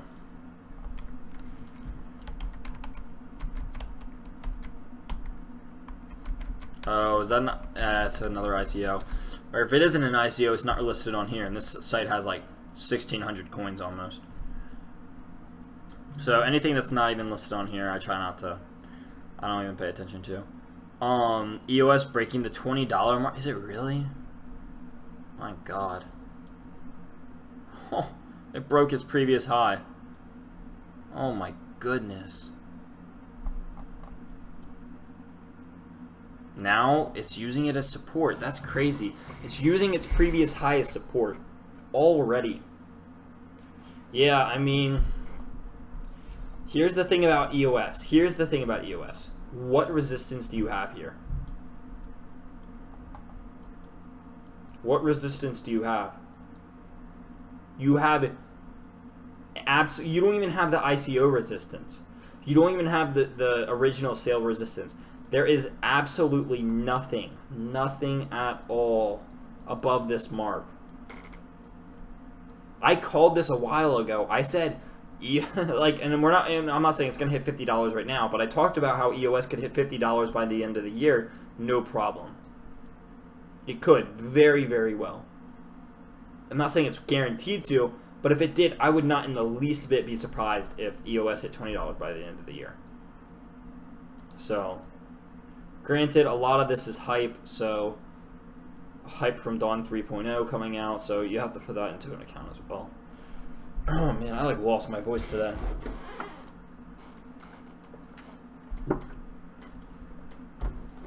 Is EOS really breaking $20 right now? My goodness.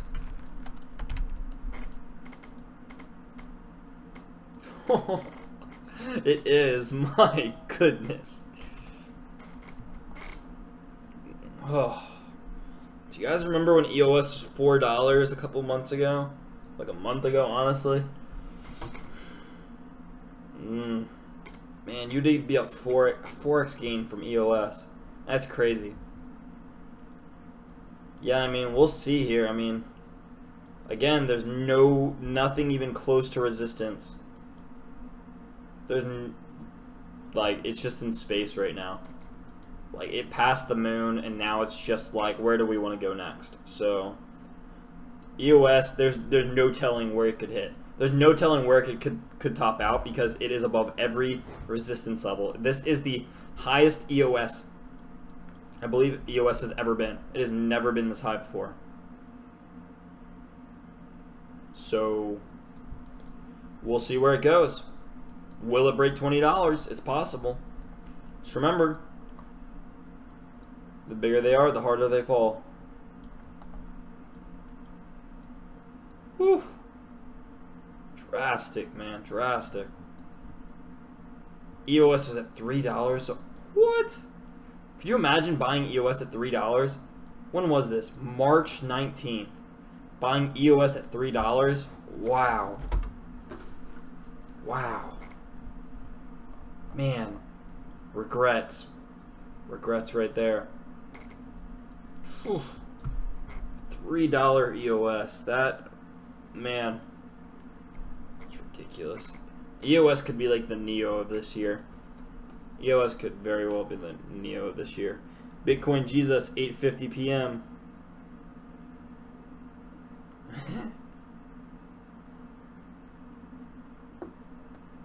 Yeah, I mean, I'm not saying it's gonna dump yet, but definitely around the time of Dawn 3.0, you'll see this thing. Like, I'm not saying it's gonna dump yet. What I am saying is that when it dumps, like, look at this thing. When it dumps, it's going to dump so hard.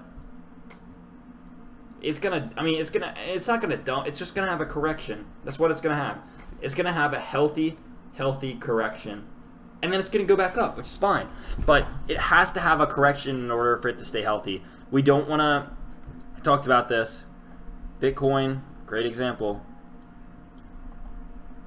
Like, look at how... Look, massive run-up. Like, record-breaking run-ups, right? It was in space. It broke all previous highs, right? So it was just floating in space up here. Never had it ever been this high. So it just... No one knew how high it was going to go. Capped just under 20K. Record-breaking run-up, record-breaking correction. So just remember, the bigger they are, the harder they fall. We learned that lesson this year more so than any other year. So Tron, here we are. Like, what did we, like, we called this literally on the live stream. So Tron's still going down. We're gonna see it break below the trend line. I mean, it could try to stick on top of the trend line. Honestly, here's our trend line right here, the green line. It could. I mean, it broke out of its trend line. We see very, very fine levels of support. So let's just circle this, right? Support. I don't know if we can count that as resistance, but support, support, support, resistance, resistance, resistance, resistance. And now we're sticking above the trend line, which is very unique. So if it, like, that would be, it would actually be insane if Tron sticks and holds on top of this resistance level. Like, you see this, like what it's doing right now and how it's fighting to stick on top of this upwards trend line. Like what should be the resistance level is now becoming a support level for Tron. So that's kind of, I guess, scary if you're shorting it. But you know, we'll see fairly soon if Tron breaks this previous resistance level, now becoming a support level. If it breaks that, then yeah. Also, I want to look at this on the 4-hour before I do anything else. Yeah, I mean, I always call this like I always call things like this Eiffel Towers. I know that's not like an actual trading term or anything, but I call these things Eiffel Towers. Because, like, look, you see it and they like slowly build up, up, up, and then you see like the one single wick poking into the air, and that's why I call them Eiffel Towers. Because it, you know, it goes up, wick at the top, down, down, down, and I don't know. I always refer to them as Eiffel Towers, but I try to avoid saying it on stream or in videos because people are like, "That's not a real trading term. You're uneducated. You don't know what you're doing." Just like my own term I made up. I just call them Eiffel Towers. Sorry. So, yeah, anyway. The big dump is coming fast. Time to cash in. Yeah, I'm not saying cash in now, but I'm just saying, you know, be aware. You know, do your own research before you, like, mess with your, like, investments, right?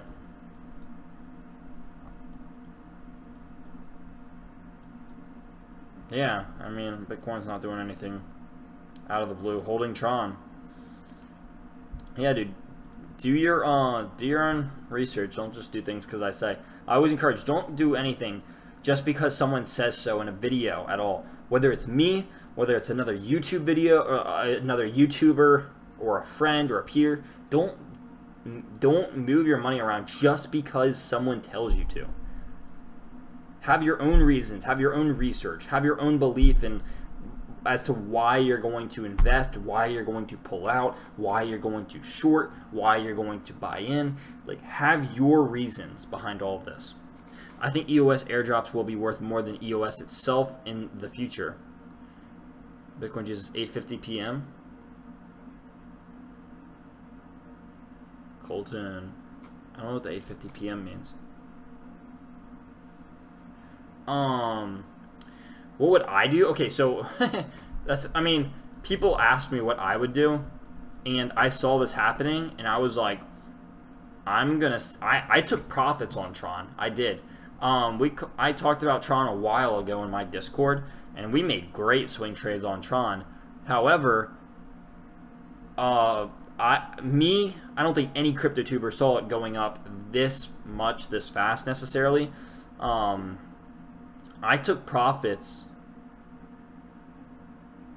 already on Tron, and I didn't buy back in.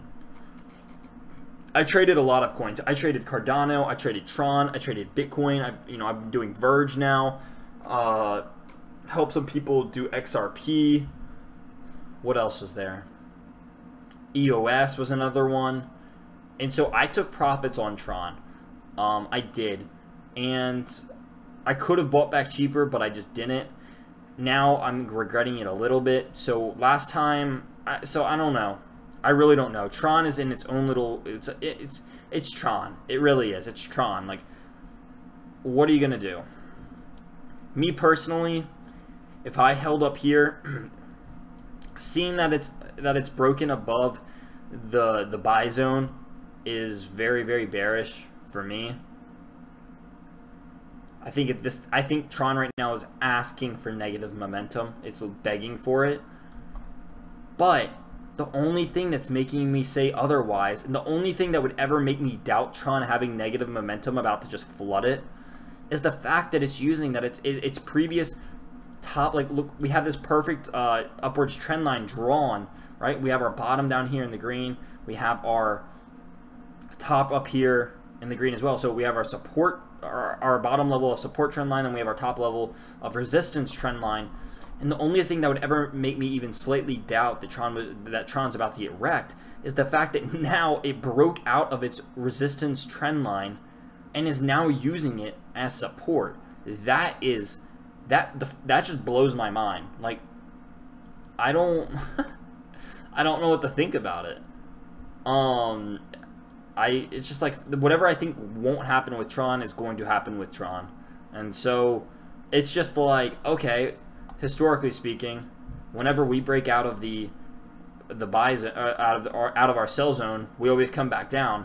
But now we're not only going to break out of the sell zone, we're going to break out of the resistance trend line, and then we're going to hold on top of it, and we're just going to sit on top of it. It's like it's literally like buying your competitor's building, sitting on top of it, and just taking a dump and just being like, I'm doing this because I can, so screw you. That's literally what it's doing right now. It's just giving a big screw you to everyone. Just so I would hold. I mean, right now I would hold, because if it's sticking on the trend line, then that's bullish. But if it's if it falls below this and back into the sell zone, then that's pretty bearish. But I mean, right now it's sticking very, very, very well. You know, we see 1, 2, 3 touches already on this upwards trend line, so it's obvious levels of support now, which is weird. It stuck as support so fast. So personally, I would hold it for right now because there's no reason to sell it. I mean, if there's obvious levels of support, why fight against it? Why would you fight against the support, right? I mean, we can draw this thing. Like, it's just so accurate. It's accurate. It's accurate down to the Satoshi. So, to a single Satoshi. So, I mean, if I owned any Tron right now, I would be holding it, because there's no reason to fight against the trend. Now, if it broke the trend, then I'd be like, all right, I'll catch you later, Tron. Thanks for running me money. I will say, though, I don't think Tron's done with its run yet. I don't think Tron's done with its run yet. So you could technically buy back in, and this Tron could probably see. I might buy back in on Tron after it has its next buying opportunity down here, because I think it could hit 1,000 Satoshis here pretty soon, especially in May. I think in May we'll see Tron hit 1,000 sats. So I might buy back in Tron. Currently, I'm waiting on Verge, like the Verge swing trade. Oh, I already got rid of it. The Verge swing trade is looking beautiful. So I might I always try to either hold Verge or Tron, never both, as a general rule. So I might break that rule and only use my Verge money to buy Tron. Battle of the meme coins. But we'll see. I mean, I just see such a great potential swing trade on. I'm already up a lot of money on Verge right now, and a lot of percent capital gains. So I don't know. I just see a great opportunity to buy in low at Verge, or I did see a great opportunity. Yeah, I mean, like that's such a steep run up. That's what I mean by I just don't see Tron staying at like 900 Satoshis. I just think it has to come back down before, if it wants to break 1,000 sats, it has to have some sort of a correction, or it could just pull an EOS and just sky to the moon. I'm just gonna hold it. There are many things and dates upcoming. Yeah, May 31st, another huge date for Tron. Plus, it's one of the most bullish months for cryptocurrency. Plan to accumulate more Tron when it drops. Yeah, dude. I see Tron breaking 1,000 sats in May. personally. But I don't own any Tron, so like you guys can't say I'm shilling it because I literally own 0 Tron. So yeah, if I do own Tron, it's like 0.005 Tron or like something like not even remotely close to a single Tron. So I own dust. EOS 19.80. What in the world? Where did EOS go? Yeah, I mean, whoever called it, I mean, again, what support does EOS have? We talked about Encash in the same potential that EOS is doing right now. What resistance? There's 0 resistance level. So how high could EOS go? We don't know yet. It's probably going to break $20. Realistically, it's probably going to break $20. Because now you're seeing FOMO and you're seeing hype come in, and you're seeing, oh my god, it's going to break $20. So now you're just seeing FOMO and people pile money in. And when this dumps, it is going to be so fast and so hard. Like, look at how horrible this is. Look, it's insane. This thing's going to crash. I mean, look at how fast it's pumping now. It just rose 10 cents in like 20 seconds. So, yeah, man. EOS is going nuts, Billy. Billy, welcome to the live stream, by the way. I didn't say that earlier.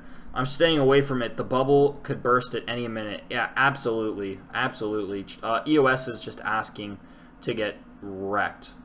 As asking to have a bear come in and just maul it. Unleash the bear. Like, literally, like, there's going to be a morning where you wake up and someone's literally going to be like, unleash the bear, and it's just going to, like, the next morning you're going to wake up and EOS is going to be like, pooh, just, like, the moving, the 200, like, in what chart do you see a 200-day moving average look like this? That's insane. It can't even keep up, like, you just don't see that every day. You don't see that every day. Bitcoin, what did we say, guys? What did we say earlier on Bitcoin? Boom, above 9,500. Sure, tough to watch it. Yeah, I mean, it sucks because you're like, man, I could have bought in like 15 seconds ago and I would have been up like 15 cents on. But in the same time, you could have bought in like 15 seconds. You could have bought in like 15 minutes ago, excuse me, and been down like $1. I mean, we called it, you know. After it broke this level, it was like, all right, let's hit $20. No problem. Here we are, 1996, almost 1997, and we'll probably hit that in like 3, 2, 1. Oh, look, we hit it. It's just on time. Perfect. 1997, yeah, I mean, can it get 3 more cents in it? I'm not sure. Yo, let me pull this up as well. Just make sure I didn't miss any alerts or anything. Cool, cool, cool. I did not miss any alerts. Perfect. Last live stream, I missed a donation. I missed a couple subs. Oh man, I felt really bad about that too. But no, I have a lot of really cool things, and this is I guess this is the portion of the live stream where it's just like 30 minutes of us just hanging out, and it's not $20 yet. But this is the portion of the live stream where we hang out and we just kind of like chill. We got done with the crypto episode, and so for some people this is their favorite part of the live stream. This is where we just hang out and chill, and there's nothing really too particular going on.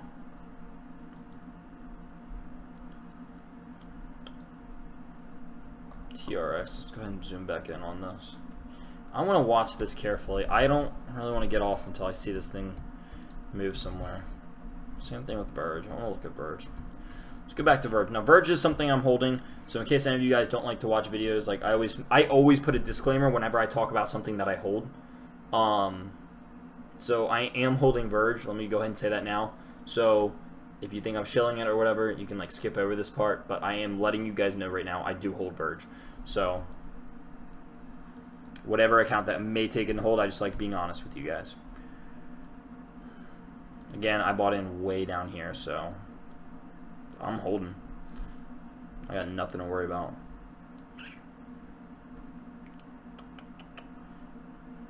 What we do is we can move this over.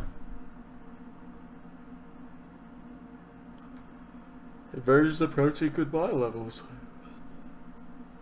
So that's good. Getting ready to bounce off the 20-day, off the 200-day moving average. Getting ready to bounce.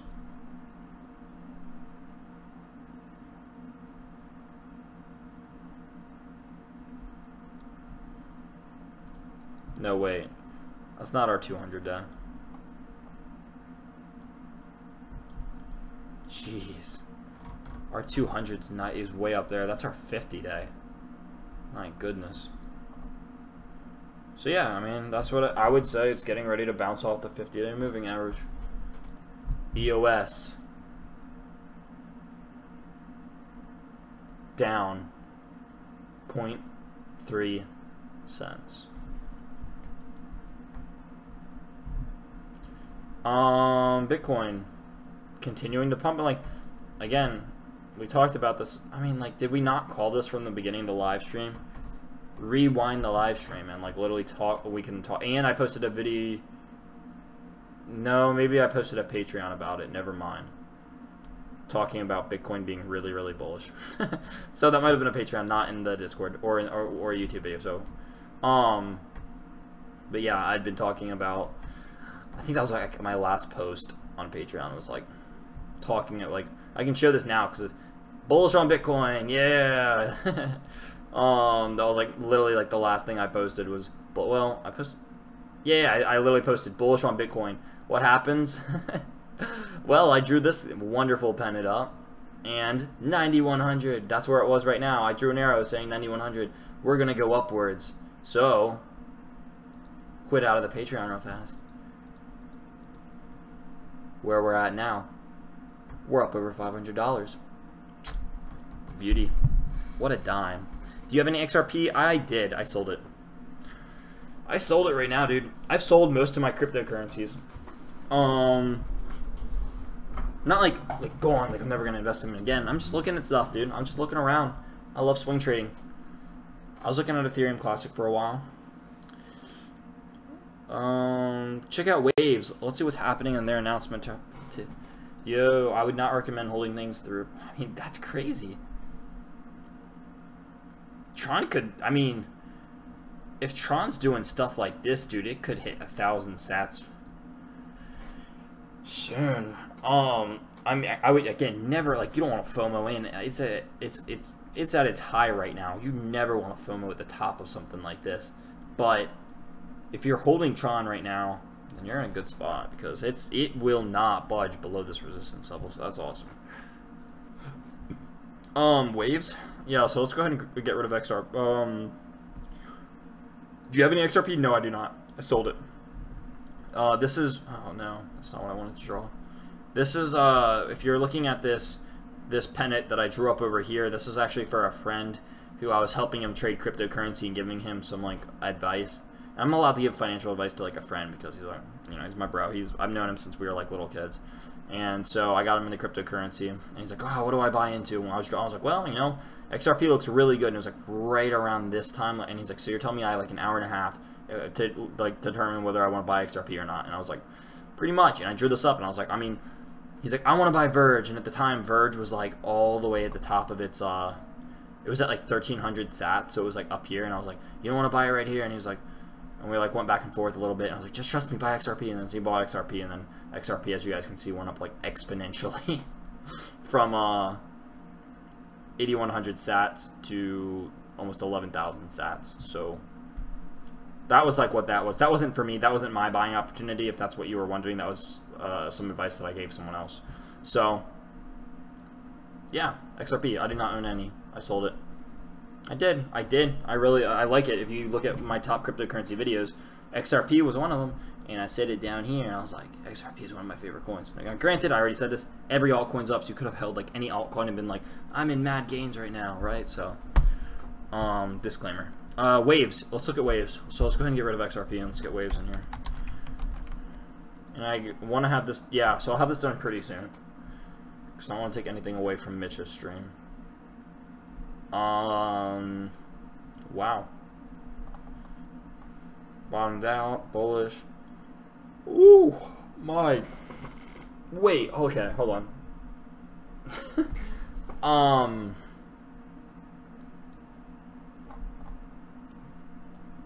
So let's do a full like analysis on waves, right? That's such an ugly bottom. It's kind of hard to determine whether waves is going to look bullish or not, because like, I mean, I guess that's technically like a higher, you could say like bullish momentum, heading like slightly upwards right here, making higher lows, right? Higher lows consistently. Consistent higher lows. Barely. That's such a it's such a meh chart. Now, what I really like and what I really hate, alright? Here's what I really like and I really hate. And let's go ahead and zoom in here. Now, what I love to see here, if you were smart at all and you saw this double bottom, if you knew anything about TA and you saw this, then like you would realize this is a golden buying opportunity. Because what you have here is you have a double bottom, a very, very big one too, a very, very big one. So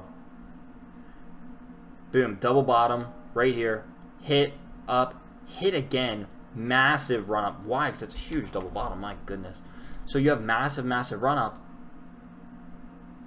up to previous levels of resistance of where you were previously. Now this is what I was like, oh man, this looks awesome, this looks so bullish. And then I saw like, what in the world happened here? Like, you crashed to 47,000 sats. I think that's the lowest that you've gone in like, the last time you hit 47,000 sats was in like December. Like, what caused that?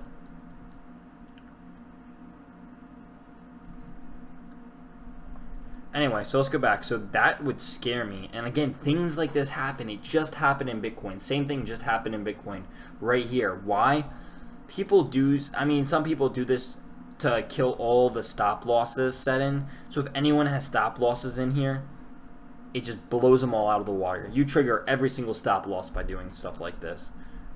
So that sucks, because then you got to either reset them or you get screwed. So this is where like the argument of stop losses come in, and yes, they can be very good, but they can also kill you, because like, especially people that have like super low stop losses set in, this is why you want to make sure your stop losses are extremely accurate, because if you set them like way too low and someone pulls a shenanigan like this, then you get screwed, because then it's like, oh well, I'm either like selling down here, and then what do you know, next thing you know, it's all the way up here, right? So you don't want to get screwed by that stuff. So you have to make sure you know what you're doing with stop losses, because they can, stop losses are like some of the best things in the crypto market if used correctly. So did you guys have a golden cross? Is that what happened? So I think so. Double bottom, golden cross, skyrocket. Textbook. I didn't see this one. I don't even know. What's tipping waves? Waves. Oh, it's rank number 39. Good for them, dude. They're moving up fast. Good for them. They're moving up very, very fast. So yeah, double bottom followed by golden cross means lots of money. That's Tron. What is Tron doing? Same thing. Let's look at Bitcoin real fast. Broke it. Broke previous levels. Here we go. Broke previous levels of 9,500. So now here's what's going to happen next. We're going to test this level of 9,700. In my opinion, I think that's the next thing that we're going to see on Bitcoin, whether we're going to test that or not, right? Whether we're going to break, it's another story. Personally, I don't think we will, but I mean, it would break out of our buy zone, right? Or break out of our sell zone, probably test it maybe, and then fall back down and then break out of it next. But Bitcoin looking extremely bullish right now. So good stuff for Bitcoin. Hopefully we see 10K soon enough. Am I right? $9,500 Bitcoin on GDAX. Woo! Bitcoin from here to 10K. Hopefully so, man. Hopefully so. Hopefully we got to break this resistance first. You know, previous high, we got to break that. Be a little bit difficult, but nothing too giant. We've done bigger things like reversing a head and shoulders and upwards wedges. Excuse me. I think there are too many of them. Too many Ripple, that is. Too many Ripple, Billy? Is that what you're talking about? Man, I've been going for over 2 hours. 2 hours, my, like, that's crazy. I literally feel like I've been streaming for like 30, 45 minutes, probably like 45 minutes. It's been 2 hours. It's insane. Time just flies on live stream. I love live streaming now, but because I can't go in depth and explain all this stuff in a video. I just can't. And arguably, the live streams that I do are some of the most informative and helpful things for people. And people like come to me and they're like, that was awesome, thank you so much for this and whatnot. And like, so many people don't watch the live streams, which like breaks my heart because I think it's like the best part of the channel. But you know, in the end of the day, that's up for them. I learned that fast. That was like one of the first lessons I learned, is that live streams can be some of the most helpful things, especially with people that interact with you. Because that's how I grew a lot in cryptocurrency, and I still do that. Don't think that I'm above the law here. You will see me, anybody who's like consistent, like Power to Achieve, John McHugh, a lot of these guys that are super consistent on my channel, and I'm actually surprised I haven't seen any of them in here tonight. These guys know I stay active in the cryptocurrency community. I am always in other people's live streams because I'm learning just as much. I learn from live streams just as much as people learn from mine. I'm not above that law. I'm not above that rule. I'm not some infinite knowledge dude. So on waves, I don't know who was asking about waves. Colton. For Colton, so for waves, yeah, I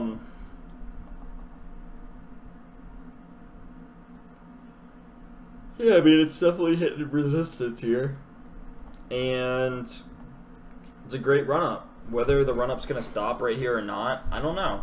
I mean, we'll find out. It's going on a run. Beautiful double bottom golden cross. I mean, as long as you bought down here at the double bottom, you're sitting happy. You could sell right now and be perfectly happy. You could sell right now and be like, I'm taking profits and I'm just going to sit a happy man. So, the stuff is addicting. Oh yeah, dude, I would binge watch people's live streams before I was a YouTuber for hours.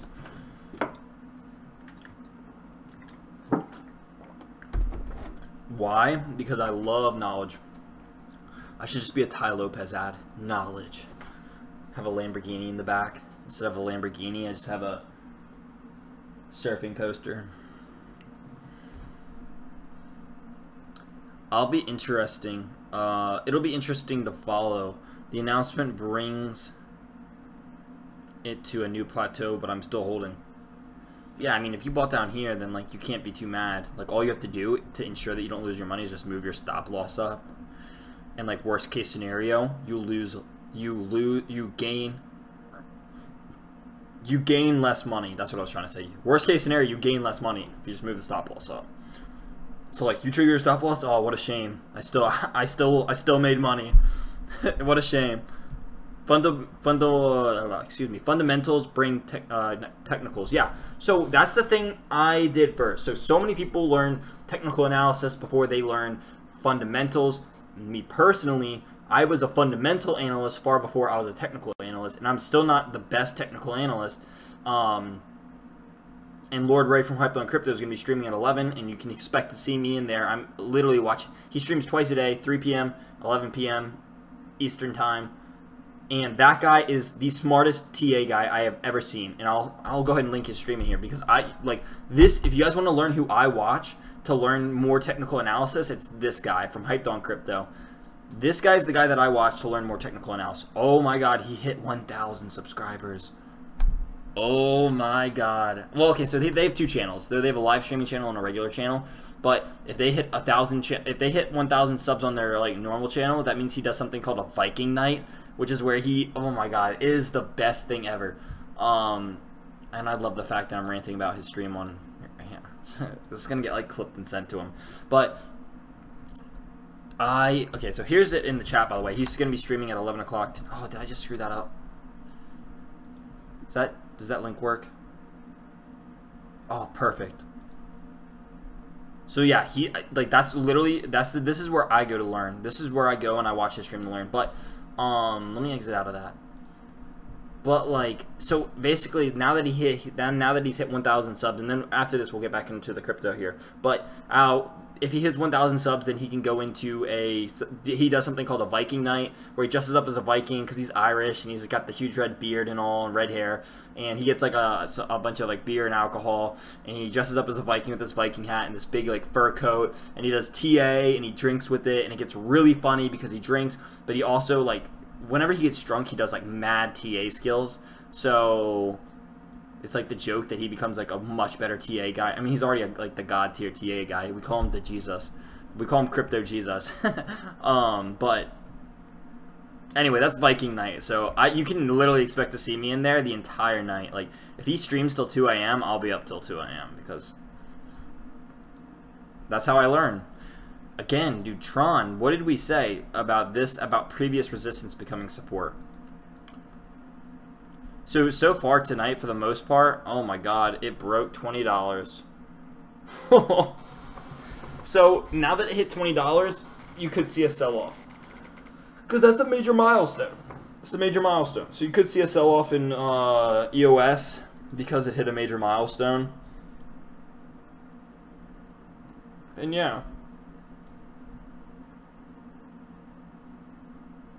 So now that I look at this in another way, you could call this a double bottom, but you could also kind of call this a cup and handle. I swear, guys, I have the weirdest live streams. It surprises me that you guys watch my live streams. My live streams are weird. I'm like literally like the weirdest analyst that you guys could ever watch. The fact that people watch me just still amazes me. And it's weird because sometimes I'll have like 50 people in my live stream, and other times I'll have like 10 or like 6 or 7. And then there's other times where I've like had a live stream have like thousands of people, and then yeah, so that was that time that I like roasted Tika Tawari. And I got so many of his fanboy haters killing me in chat. So many mean comments. So many bans were issued that day. Feels bad for the people banned. Not so much for me. People came in. F you, go kill yourself. Banned. Yeah, okay, so here we are.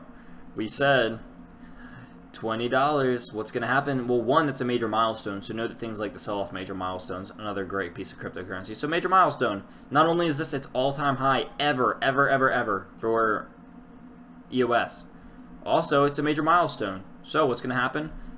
We said it was going to retract because after major milestones, people set sells up here. People like to sell off major milestones. Because a lot of the time there's hype and pump and all this stuff that goes in to hit this major milestone just to say that it's all-time high was $20, just to say, you know, EOS is $20, like you know, set the standard. Because a lot of cryptocurrency is hype, so now, like we said, it was going to hit $20. Now we're falling back down. Again, it's only down like 11 cents, but like, how big the sell-off's going to be is like unpredictable.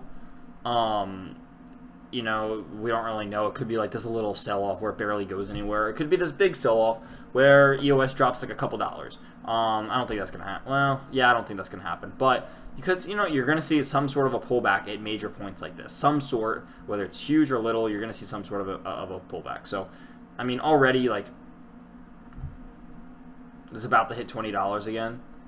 We just saw it be like $19.80, and then now it's like, yeah, I mean, it's fallen a little bit here, so we'll keep an eye on EOS for the duration of this live stream. I'll probably wrap up the live stream fairly soon, but I said that like an hour ago.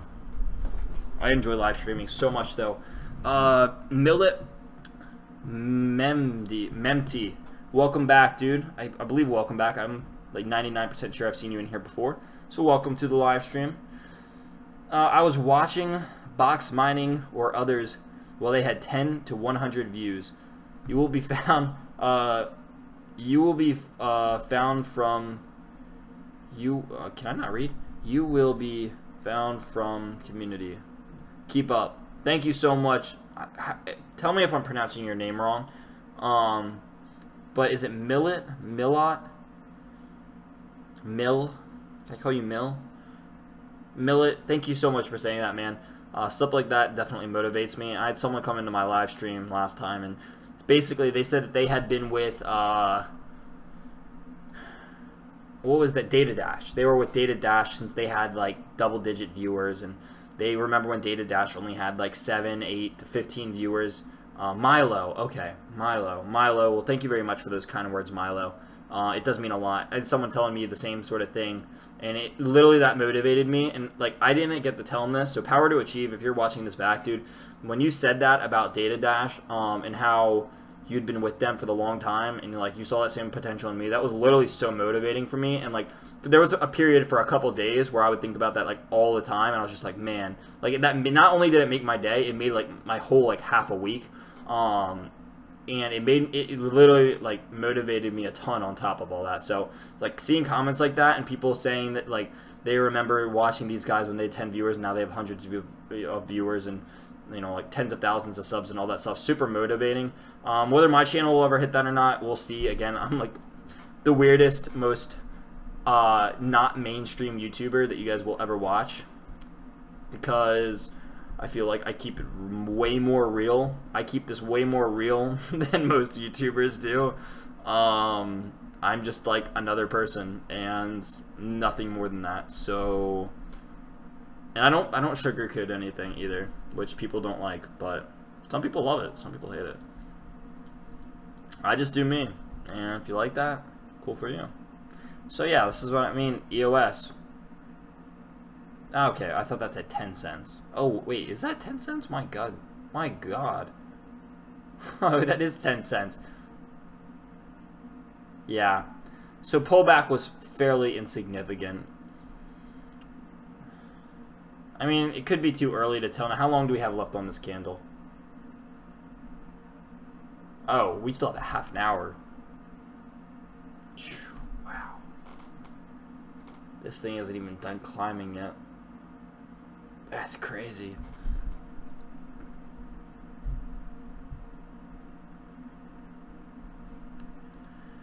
Alright, so Bitcoin. Mikey, welcome Mikey. It's so great to have you, dude. Mikey says, I just got here. Will EOS go higher or stable? Dude, there's no telling. We were talking about this. You can rewind, and we were talking about EOS for a while. We talked about one, when it hits major milestones like $20. You see like little periods of sell-offs because it's such a major milestone. 2, EOS has never hit this level before. EOS has, like, I'll rewind. There is no resistance levels anywhere in the history of EOS because this is an all-time high. It has never hit this high of a USD evaluation, and so that's what we're looking at, EOS to USD right now. It has never hit this high before, so there's nothing to compare it to. We were talking about, the bigger it is, the harder it falls. We were comparing it to things like Tron and seeing, like, man, Tron's doing great right now. But we were comparing it to things like Tron, and when we saw Tron hype and Tron pumps, when Tron went on these massive run-ups off hype and off news and off something getting released, it went up drastically, right? From 300 satoshis all the way to 600, more than doubling in price, followed by nasty drops. Remember, the bigger it is, the harder they fall. We gave the example of Tron with their news-related stuff. Verge, same thing with their news-related stuff. Released, well, same thing. EOS, mainnet, the bigger it is, the harder it has the potential to fall. Same thing with Bitcoin. We did the same thing with Bitcoin over here. Bitcoin with its massive run-up over here in December, January. Massive amounts of, historic amounts, excuse me, of run-up and positive momentum, followed by, the bigger it is, as we saw, the harder it falls from this nasty bear market that we saw. So just remember that things like this do not go up as significant as EOS currently is without any sort of consequence. It will have a pullback eventually, and it probably will be a fairly hefty one. So I'm not saying sell right now, because this thing could just keep pumping and pumping to like $25. I said a while ago we could see EOS hit $50 this year very, very easily, and that was when EOS was like a couple bucks. So next thing you know, I said that EOS could hit $50 with no idea that it would hit $20, like, you know, a matter of weeks later. So, man, wow.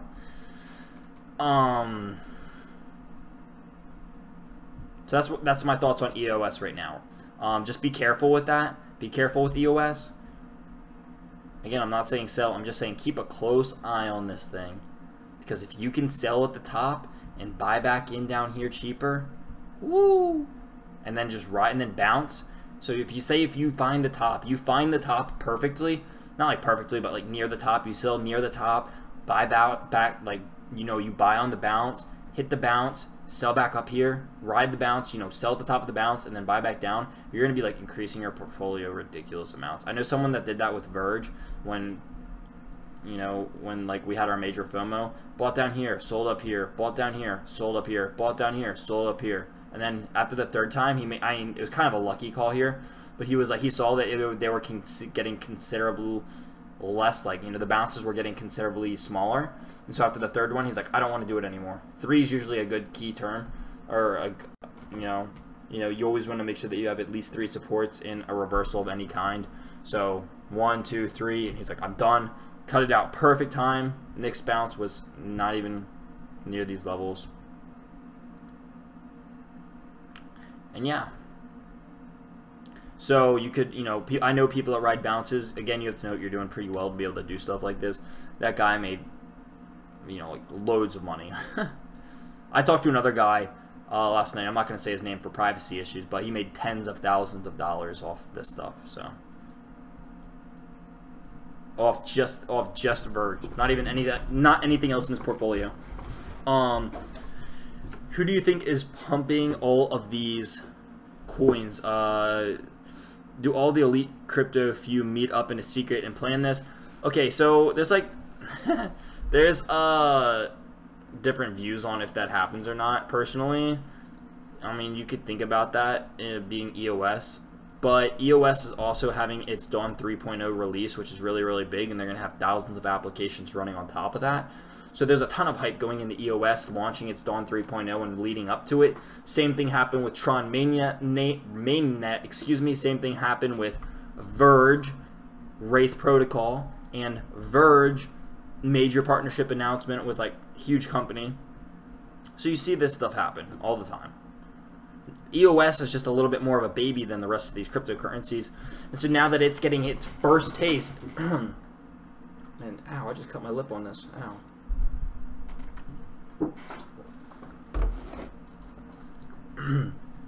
Now that you're seeing EOS get its first taste at a hype-related pump, for the most part, based off a major release from something within its organization, we're seeing how EOS reacts, and it's being extremely, you know, for the while EOS wasn't that volatile a coin, but now we're seeing it just contradict that.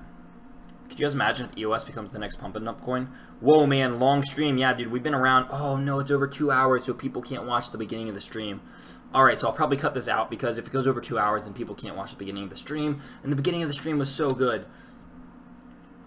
That makes me sad. All right, I'll be ending this here in like a couple seconds. Not a couple seconds. If you guys want to chat at all, you guys can join the Discord. I am always very, very active in Discord, so if you guys ask me anything, I will be completely down to chat with you guys in there. I do want to keep this stream, I'm already 20 minutes over 2 hours, so I do want to cut this out so that anybody who wants to watch it back, I do want to cut this, you know, cut out the stream, because anybody who wants to rewatch the stream, because a lot of people do that because they can't make it here, but they really like watching the live stream. I want to cut this, you know, as close as I can to 2 hours, so that they can make sure that they get the whole live stream, because I'm already cutting off with the first 20 minutes. So When is the EOS airdrop? I have no idea. Market is going crazy. I completely agree. 10 minutes and $20 area on Binance. Long stream. Do I have to sell Bitcoin then immediately to tether until the drop? Oh, wow, there's a lot of things. Oh, my God, I missed so many comments. Yeah, no problem, dude. Sorry for... No, yo, Mikey, you're not annoying at all, dude. Not annoying. You're like, don't even think that. Not even close. I love chatting with everyone. Mikey, if you join the Discord, dude, I'll chat with you all night.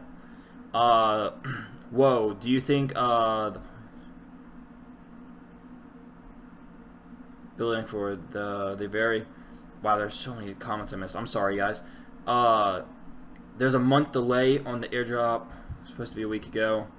Month it arrived. Nah, keep going. Okay, awesome, thanks. I meant that in a good way. Spreading FUD. Lol, JK. Just kidding. I'm shilling all of you. I secretly own. I'm all into EOS right now. No, I don't own any EOS. I sold my EOS already. I took profits. What time zone am I in? I'm in Eastern time. I am in Eastern time. You'll notice that I usually stream around 8 o'clock. I gotta end this because also Mitch, the stream I put in the chat, guys, you guys can see me in there. Hyped on Crypto. I'll go ahead and load this thing one more time here. But this is the live stream I will be joining in at 11 o'clock Eastern time. 11 o'clock Eastern time, which is in about 20 minutes. You guys can see me over there. What price did I sell at? Like, I don't forget. I'd actually have to go back and check. I'm gonna be completely honest. I do not remember. It was down here. I want to say it was around $16, $17. $16, $17. So I did not check out Ontology. I almost always check out Ontology because I really like it, but I did not get to do it this live stream. I totally forgot about it. Yo, Mikey, it was great having you. Sorry I can't be here for so long. RatLab, great having you. Thank you so much for being here. It means a lot. About the long stream, it's good. Thank you, man. What price did you sell at? Yeah, I got that. I sold Neo at a low price. Oh, Neo was another one I forgot to go over. Neo is looking so good. I might do a TA video on Neo tomorrow. Okay, yeah, might just be a Viking tonight. Yeah, dude, he is going to be a Viking tonight. He hit 2,000 subs, which is awesome. So we get Viking night tonight, which is like my favorite night because it's the Jesus Viking, 1,001 sub. This is the guy. He's the Jesus. Anyway. Oh, what did we say? What did we say? Like, oh my God. We literally, well, I think I said that it might try to poke out of here, but we said that it would definitely come back in, you know, like come back and break out. And glad I caught the live stream. Yo, thank you so much for being here. Billy, Mikey, RatLab, Milo, Colton, and everyone else who was a part of this live stream. Thank you guys all so much for being a part of this. It was great having all of you guys. Christian as well. I know Christian was in here earlier. Thank you guys all for watching the live stream. If you guys do want to be more interactive with the channel, I have a Discord linked in the description below, where you guys can be very active with me, and I'm very active as well. And you guys can always hit the like and subscribe button because liking the live stream does help it out a lot more than you guys think, just raising awareness and all that. So go to the Hyped on Crypto live stream in 20 minutes. Completely agree with that. You guys should definitely check it out. They're the ones who helped me grow my TA knowledge so much. And so for that, I have a ton of respect. So I will be over there in 20 minutes from now at 11 o'clock Eastern time, watching and interacting and seeing what Lord Ray has to say on this great Viking night. And Brandon here is awesome. Dude, I love everyone from their team. They're awesome. They have a whole team, so it's not just like I love Mitch. I love all of them. I make videos with Tyler, and I talk to Lando all the time, and going to check it out. Yo, Billy, I'll be chatting with you in there soon enough. So anyway, guys, I'm cutting this out. This live stream has been 2 hours and 24 minutes. Crazy. Set a record. One of these days we'll do like a, I don't know. One of these days we'll do like a record-breaking live stream. A 24-hour crypto live stream where we just analyze the market for an entire day straight. I would I mean, challenge accepted. Anyway, thank you guys so much for watching. It has been awesome. I'm going to go ahead and exit out of this live stream.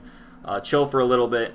and have the live stream pulled up on the side. If you guys haven't already liked and subscribed to the channel, it would be awesome.